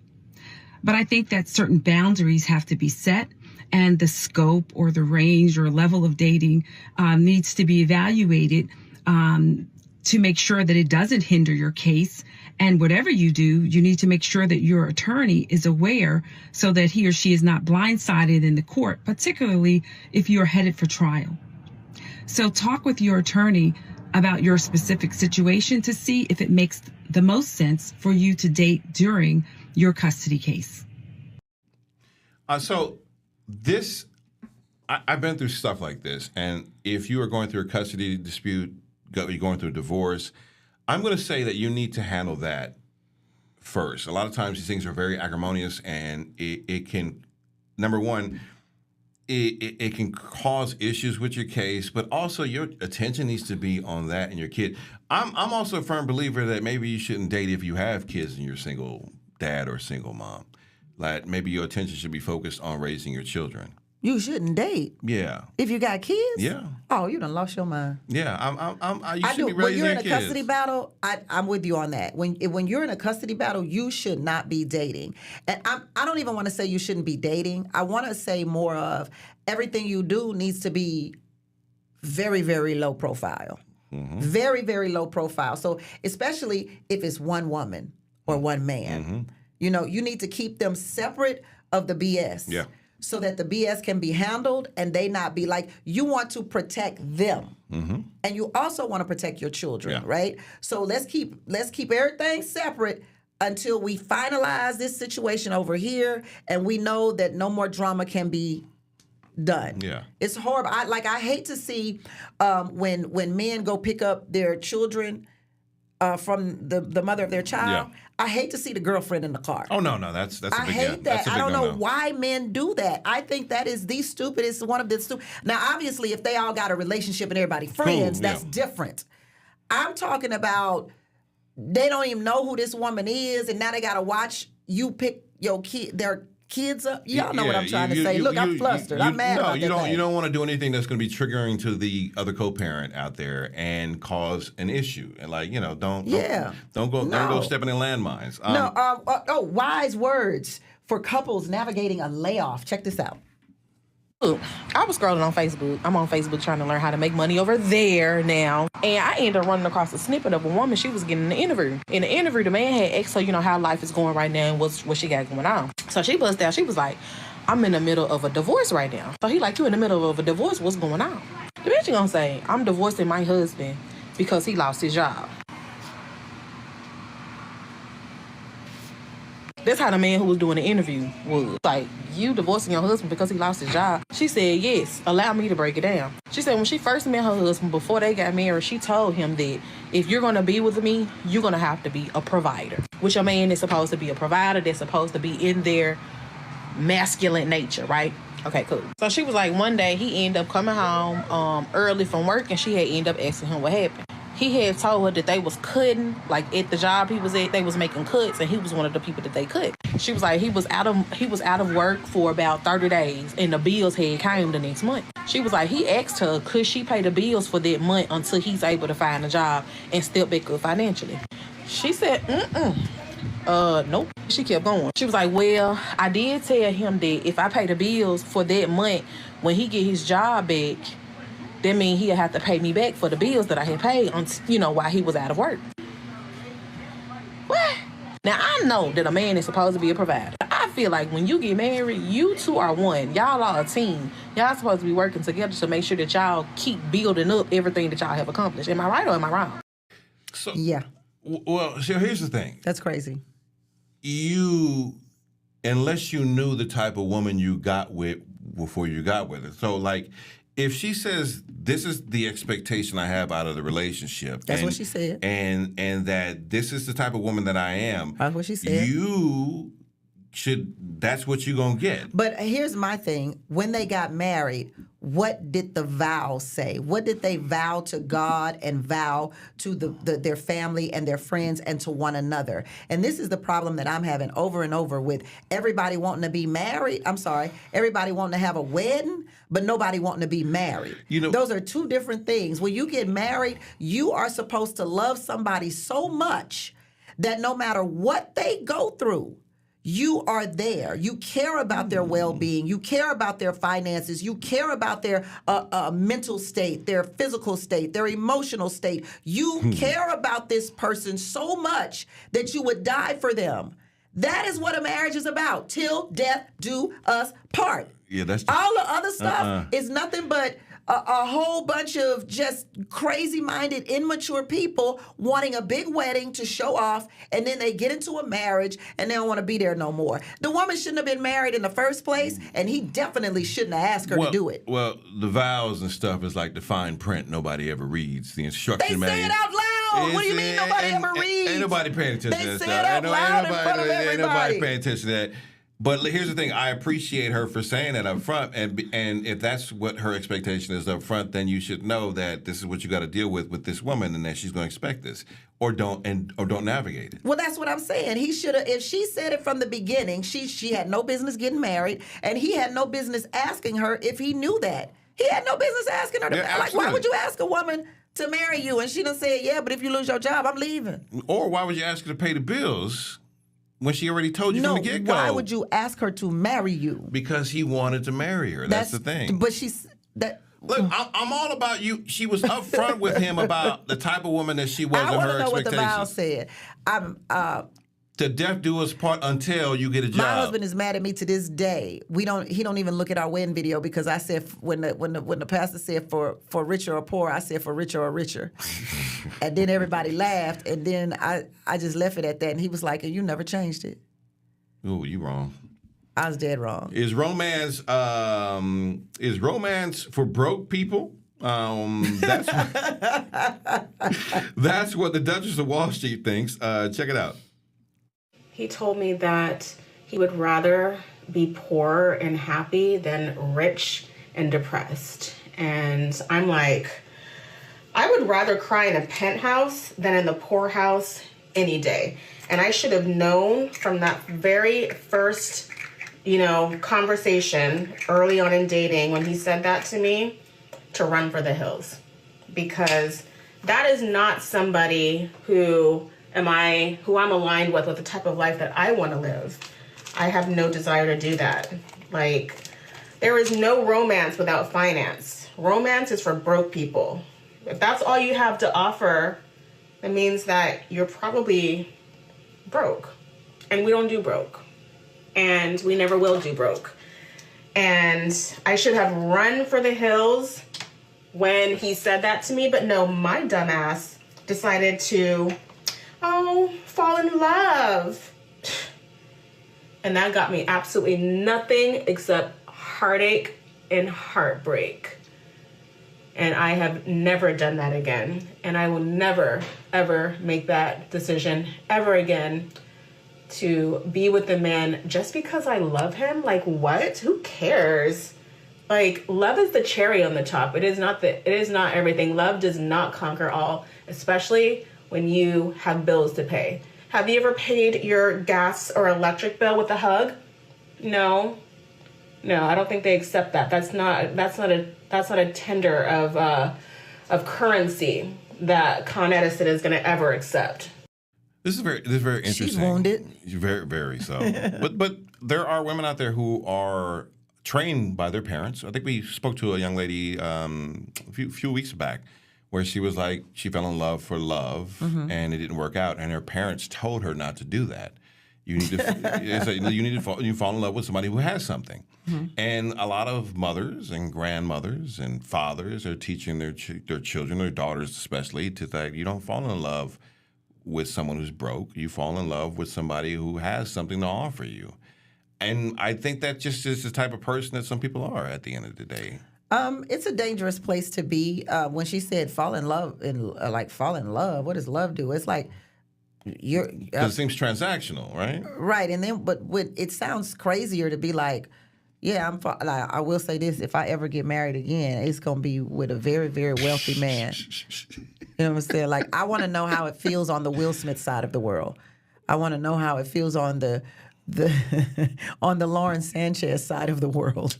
I want to know how that feels. Ladies, there is hope. Lauren Sanchez is 55 years old, and she has copped a husband. I swear you don't give up, ladies. You act like you live in the projects and you on welfare. You have an amazing life. No, you missed what I said then. I said I want to know how it feels. You want to be a billionaire. Right, that's a whole different ball game. Ain't nobody saying they living in the CUNY I'm just saying projects in Houston, Texas.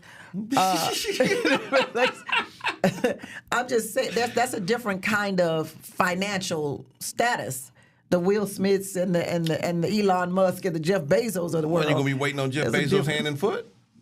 Because it's a lot that come with that. I don't know. People say that, but I don't know what. I mean, I've never met anyone in that situation that's told me that. I mean, listen, Lauren Sanchez is keeping a smile on Jeff Bezos' face, and he's keeping one on hers. Absolutely. So okay, what's wrong with Well, that? I'm just saying, are you gonna do what is required? I don't know what is she doing? Oh, you know what she's doing. I have no idea if she's doing something as a wife, that's something you should be doing, right? Do a little something strange for some change. And intimacy between a husband and a wife is not strange at all. All right. Late night love continues in a bit. Oh, we just rambling? We be back.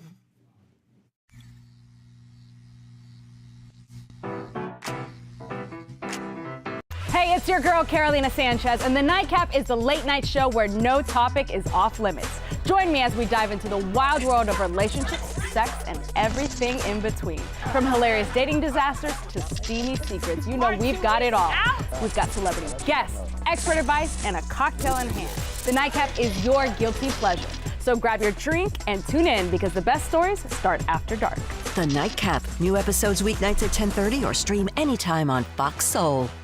Well, on Fox Face Off, we tell the raw, unadulterated truth. Fox Soul Face Off. We are given the platform here with no fear. Always comes out swinging. We should be saying, hey, stop shooting and killing people. Nothing held back. They wanted black hip-hop moguls and artists to continue the feud. No punches pulled. Shut the hell up. You interrupt me all the time. Tune into the show where opinions collide. Fox Soul Face Off. New episodes weeknights at 9 or stream anytime on Fox Soul. What do you think you're doing, Kevin? Was just gonna drive home. There are several warning signs present that you shouldn't be driving. Like hearing voices? Like your text-to-emoji ratio? Oh man, the selfies. Selfie nailed it. We all have warning signs that let us know that we're probably not okay to drive. Mine is pretending to be your subconscious. Craig, come on man, let's put a ride home. Hey, besties! What is a bestie? I like you. She's fun. It's about to be a good time! She's always looking out for you. Since you're my bestie, I will handle it for you. She makes you think. Here to uplift and empower. She's always encouraging. You are that girl. Chelsea Edwards, your bestie in daytime. I get the spiritual moments. Chatting with Chelsea. New episodes weekdays at 5:30 or stream anytime on Fox Soul. Welcome back to Late Night Love. I'm Don Amici with Tammy Mack. And is dating at 50 with bad credit a no-no? Well, according to Sasha Sanders, it is. Listen up.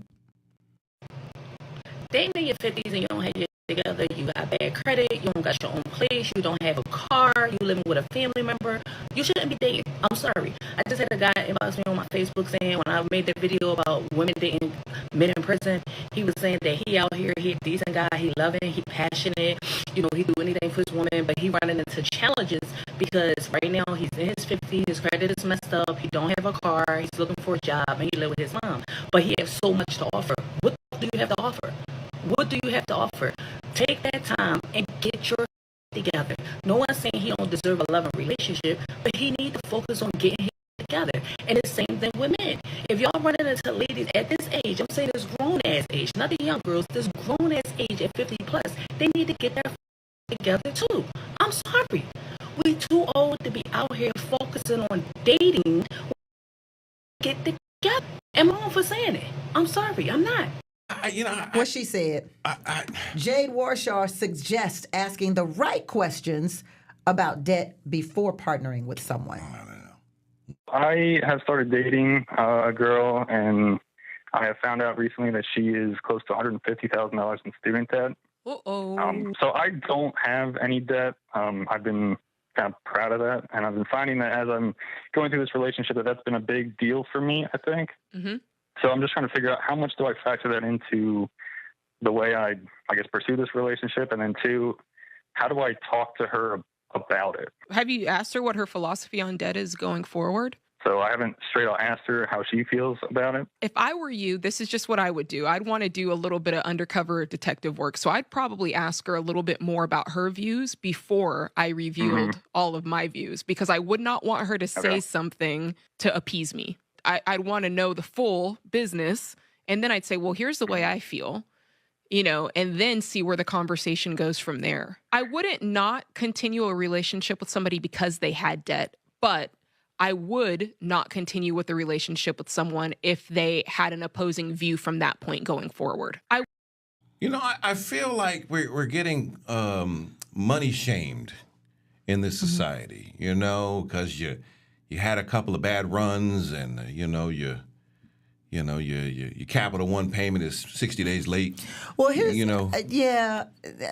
everyone hits a hard time. Right. Everyone goes through a rough patch. However, you can clearly tell the difference between someone who's a steward of their finances and someone who just disrespects their finances. What does that look like then?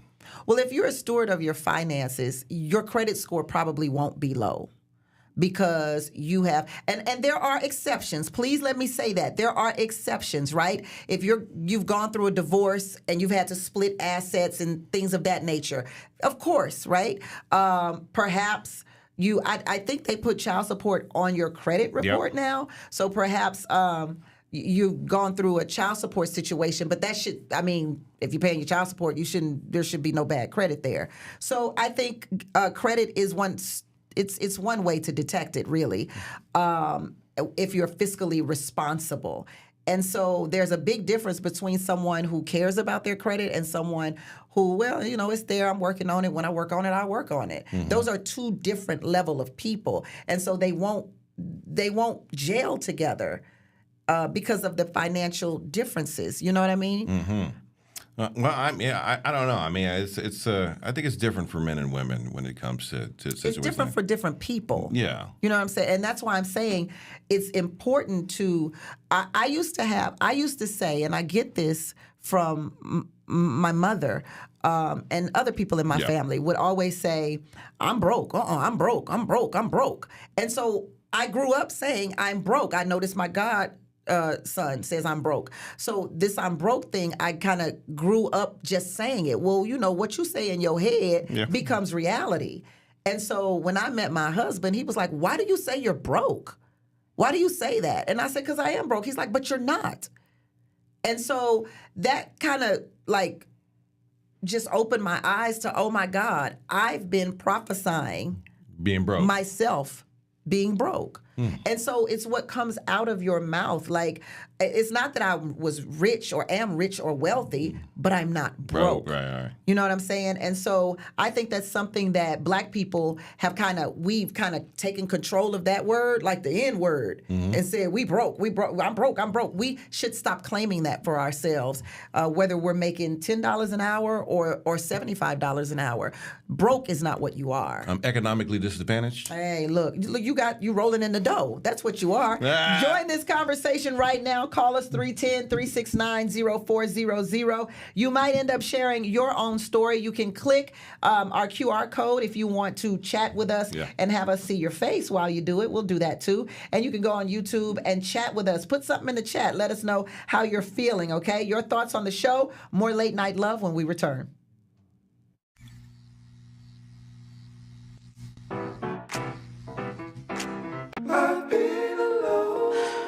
I wonder if you know that I want the best for you. But how long will you fight solo? I wonder if you know that we can get help. Not wondering anymore. Love, your mind.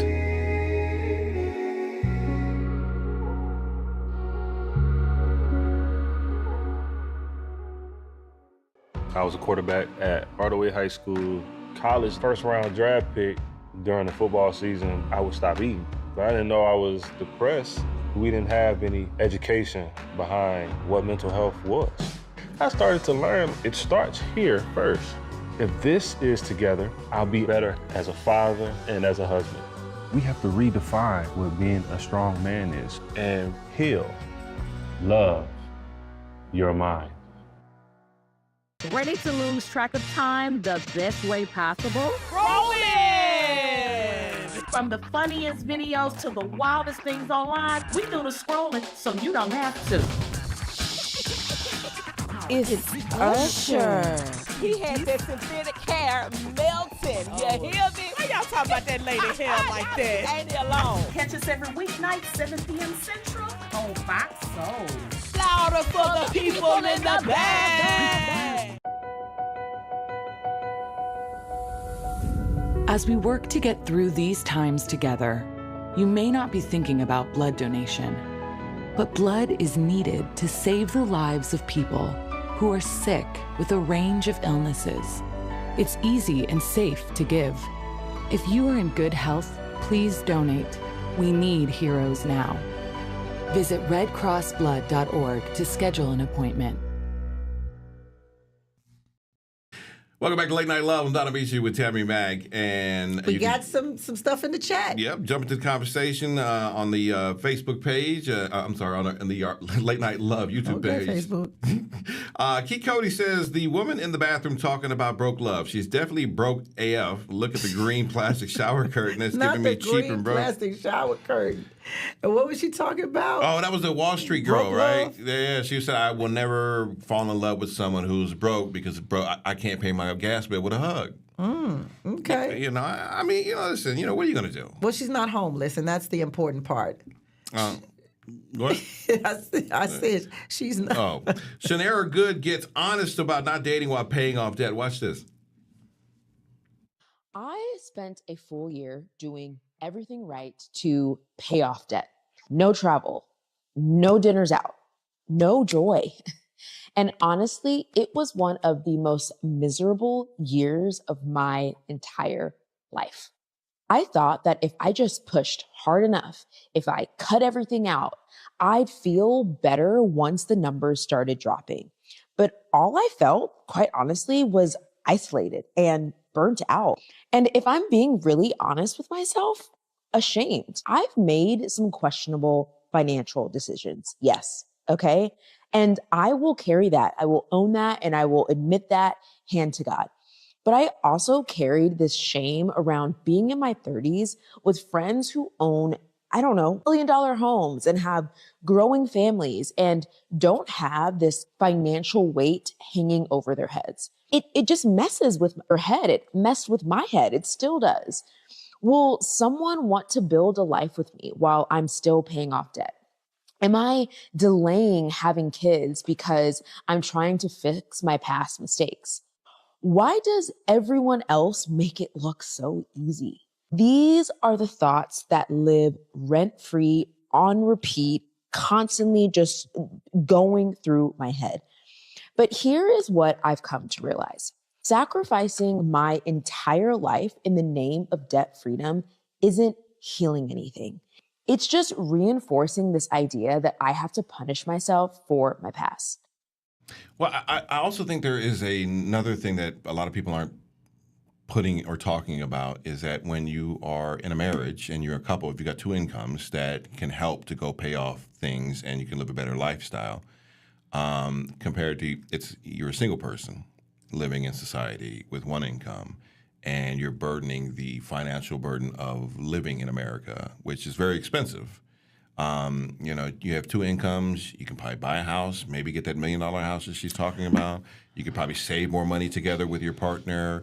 Maybe you can burden some of the debt that you guys are sharing together when it comes to purchases, and share some of that burden together, so it's not so much of a toll on one person. And so there's a person to lean on financially because you are with someone. But when you're single, you're carrying all of that by yourself.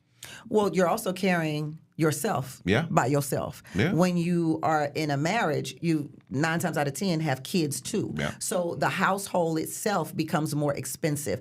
I really, really wanted to know from her whether or not she ended up debt-free after that year, or if she still ended up in debt, because there is no way on God's green earth you can financially want to be debt-free by the end of the year, and then when you are debt-free, not feel good about it. Yeah, that makes no sense. How do you not feel good about accomplishing a goal, number one, about killing a significant amount of debt, number two, and then now you have no debt, which means you can go and get a loan for business, buy a house, because your credit score, when your debt drops, your credit score rises to the hills. So now you get to go get a house. You get you save up a little money for that. No PMI. You get a 5% loan. I mean, sis, you winning. You out here winning. I'm confused. I can tell you let me give you some advice. This is real advice. You only need to do one thing to feel better about this whole situation.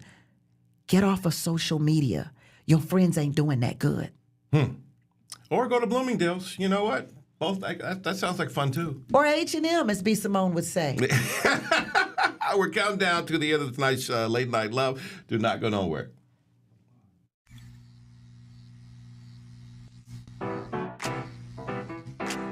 I'm Isaiah Carey, here to shake things up with the stories that hit hard and matter most.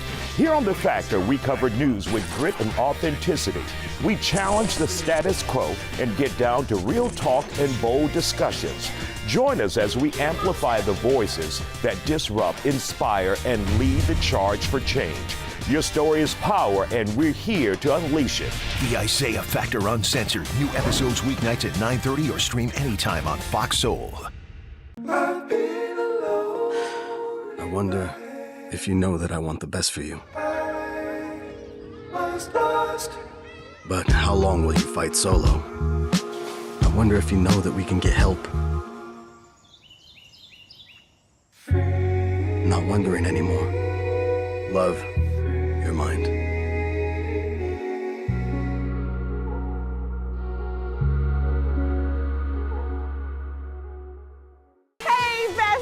What is a bestie? I like you.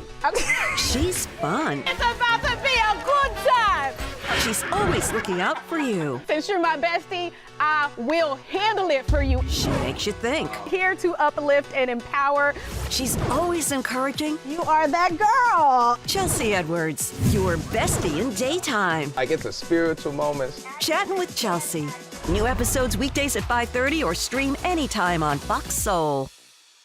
I was a quarterback at Author High School. College first round draft pick. During the football season, I would stop eating. But I didn't know I was depressed. We didn't have any education behind what mental health was. I started to learn it starts here first. If this is together, I'll be better as a father and as a husband. We have to redefine what being a strong man is and heal, love your mind. Welcome back to Late Night Love. Is it wise to date while getting your life together? Built Differently University says yes with caveats. Take a look. Can you get your together and date at the same time? If getting your together means financially being more stable, getting back on your feet, and you already have a plan in motion that's working, then yes. But if it's emotional, healing, or spiritually developing, it's best to do it on your own for so many different reasons. Number one, you're not healed. So the person you attract might more closely resemble the past you're escaping than the future that you're building for yourself.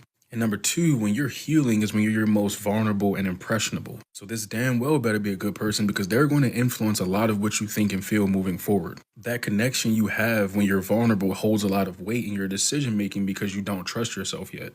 But you'll trust that feeling of attachment or love that you have with that person. Makes sense? And also, if you are in a relationship with a solid and healed individual, but you're not healed yourself, believe it or not, it'll feel like parenting for them. Because they're always going to be pouring more into you than you are into them, which won't ever be healthy. So keep that in mind for those of you that actually care about ending the carousel of toxic situationships and that actually want something real. All right, but do people in tough spots deserve love too? Listen in. I saw something that said, if you're broke, you shouldn't be dating. You got to get your life together before you should be looking for love. Nope, I don't agree with it. But what if the love of my life got that half of the rent I need? If you messed up out here, you got bigger things to worry about than relationships. That's very true. I don't think that stops from some organically happening for you. My homie Cash says, joint bank account's the quickest way to make one bum into two. Nah, I really don't think that's true, though. Sometimes you need a spark. Sometimes people need a spark. And if you meet somebody who's in the right place, they can kind of put you in a position to be better. Why you need somebody to make you, to get say. you focused, though? Okay. I think it's very classist and elitist way of thinking, to think that you only deserve love if you got money or if you're doing pretty good or okay in life. The majority of the world is poor. Majority of these countries and whatever, the people are poor. You're saying they don't deserve love because of their financial situation when sometimes that's all you got. That's the only thing that makes you feel good when you have nothing or you might not have no opportunity. Yeah, bigger than that, man. Today ain't tomorrow, bro. Like, you might be good today and then the next day or two, you might not have everything that you might have thought you was going to have. That's the greatest point I've heard all night.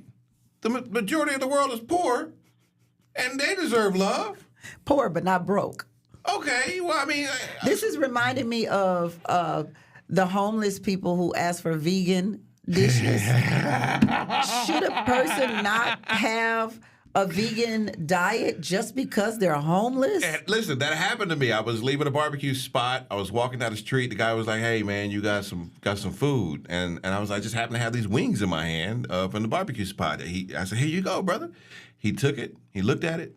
And he handed it back to me. He was like, "Man, I'm trying to stay vegan, man." And he walked out. and so do homeless people deserve to have a certain dietary lifestyle? Just like do homeless people deserve to have love? Do broke people deserve to have love? Do medium income people deserve to have love? I think the love that everybody has should be the love that everybody deserves. I see a lot of couples underneath the freeway. Yeah, the love that everybody has, they should be equally yoked. But you get like shamed if you don't, you don't have anything or you're not That's set why you up. should be equally yoked. If you why your credit score can't be 800 and mine is a work in progress? Is it a work in progress? It's a work in progress. I would definitely want to dive into that and see how so. So I got to pull my credit report to date you? Well, if we need to be on the same level. We got to be on the same level because there are things that I could do to help you improve your score, right? Oh, yeah. So if you really are, if your credit is really a work in progress, then let's take a look at it. Maybe I can put you on one of my credit cards to help build your credit. You know what I'm saying? Maybe I can get you on a 0% interest credit card so you won't have a whole bunch of bills. This is what I'm talking about when it comes to a good woman. A good woman will change your life. Well, that's a laugh. The last laugh of the night. After the break, more late night love to come.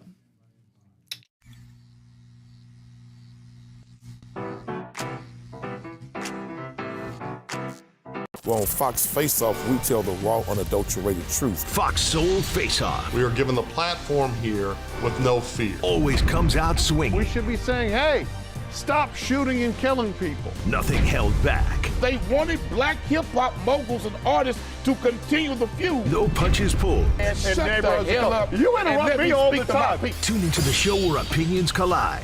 Fox Soul Face Off. New episodes weeknights at 9 or stream anytime on Fox Soul. Ready to lose track of time the best way possible? Rolling! From the funniest videos to the wildest things online, we do the scrolling so you don't have to. It's Usher. He had that synthetic hair melting. You hear me? Why y'all talking about that lady hair like that? Ain't it alone? Catch us every weeknight, 7 p.m. Central on Fox Soul. Louder for the people in the back. Hey, it's your girl, Carolina Sanchez, and The Nightcap is the late night show where no topic is off limits. Join me as we dive into the wild world of relationships, sex, and everything in between. From hilarious dating disasters to steamy secrets, you know we've got it all. We've got celebrity guests, expert advice, and a cocktail in hand. The Nightcap is your guilty pleasure. So grab your drink and tune in because the best stories start after dark. The Nightcap. New episodes weeknights at 10:30 or stream anytime on Fox Soul. I wonder if you know that I want the best for you. But how long will you fight solo? I wonder if you know that we can get help. Not wondering anymore. Love, your mind.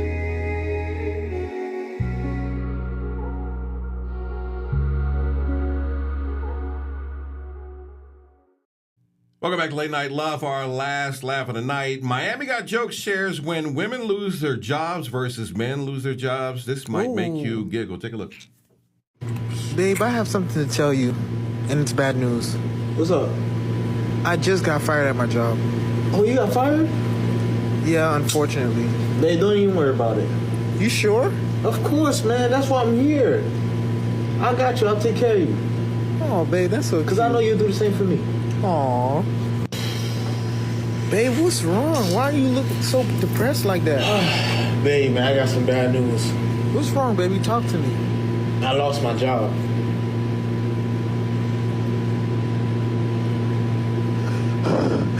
Babe, did you hear me? Why are you breathing so hard?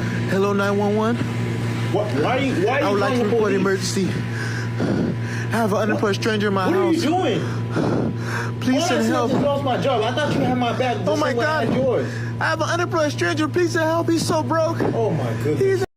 That's real right there. I hate to admit it, but it's real. It's real. That's so wrong. But it do be like that. We're like, listen, we're like, I got you. Don't worry about it. But you're going to take as long as you need to get another job. And we be like, you lost your job. What are we going to do?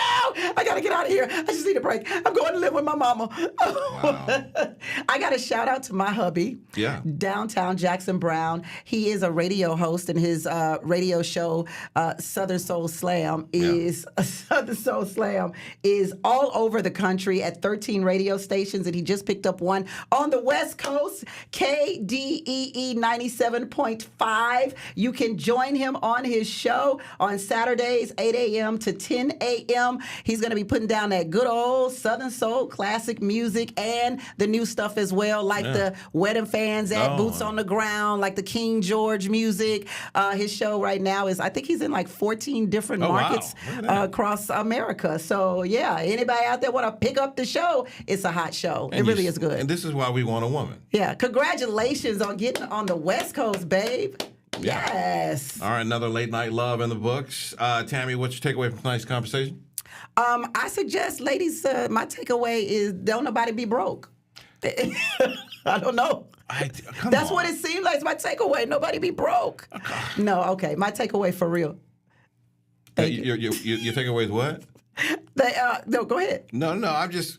Listen, love is for everybody. I agree with that. All right? I do want to say that you should prioritize your life if you are trying to get married or looking for something serious, as that those things do take financial resources. Yeah. And look, love who you want to love. Whether they broke, rich, in the middle, it does not matter. Thank you to actress Porscha Coleman, Author Marcellas Reynolds, and all of you, the audience, for tuning in to Late Night Love. I'm Tammy. That's Donna Michi. The Listening Lounge is next. Yes, I am, and I'm also going to not look for women in storage units anymore. Yeah, you should pretty much lay off the storage unit, ladies, because you bringing women into your house to live it's kind of, it's not a good look. But am I not doing the Lord's work? And am I not pushing beautiful pieces of karma? The people that I brought in to live with me are thriving right now. You tell me, are you pushing good pieces of karma? What's coming back to you?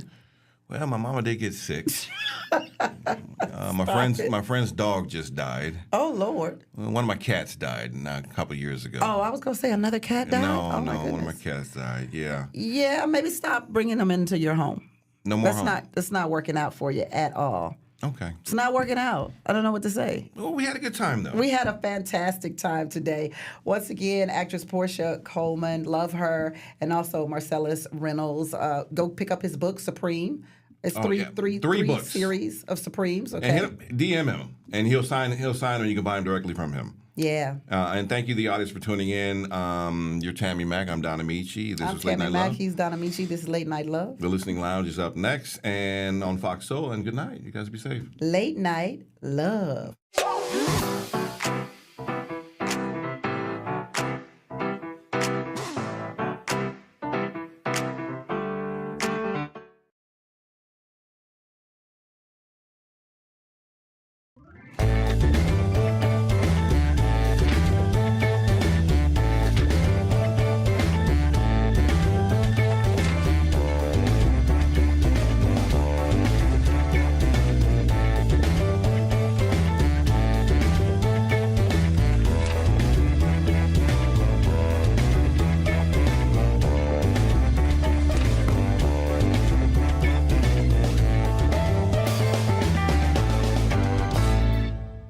Welcome to Fox Soul's The Listening Lounge, where you come to find your favorite new audiobooks that will leave you inspired and wanting more.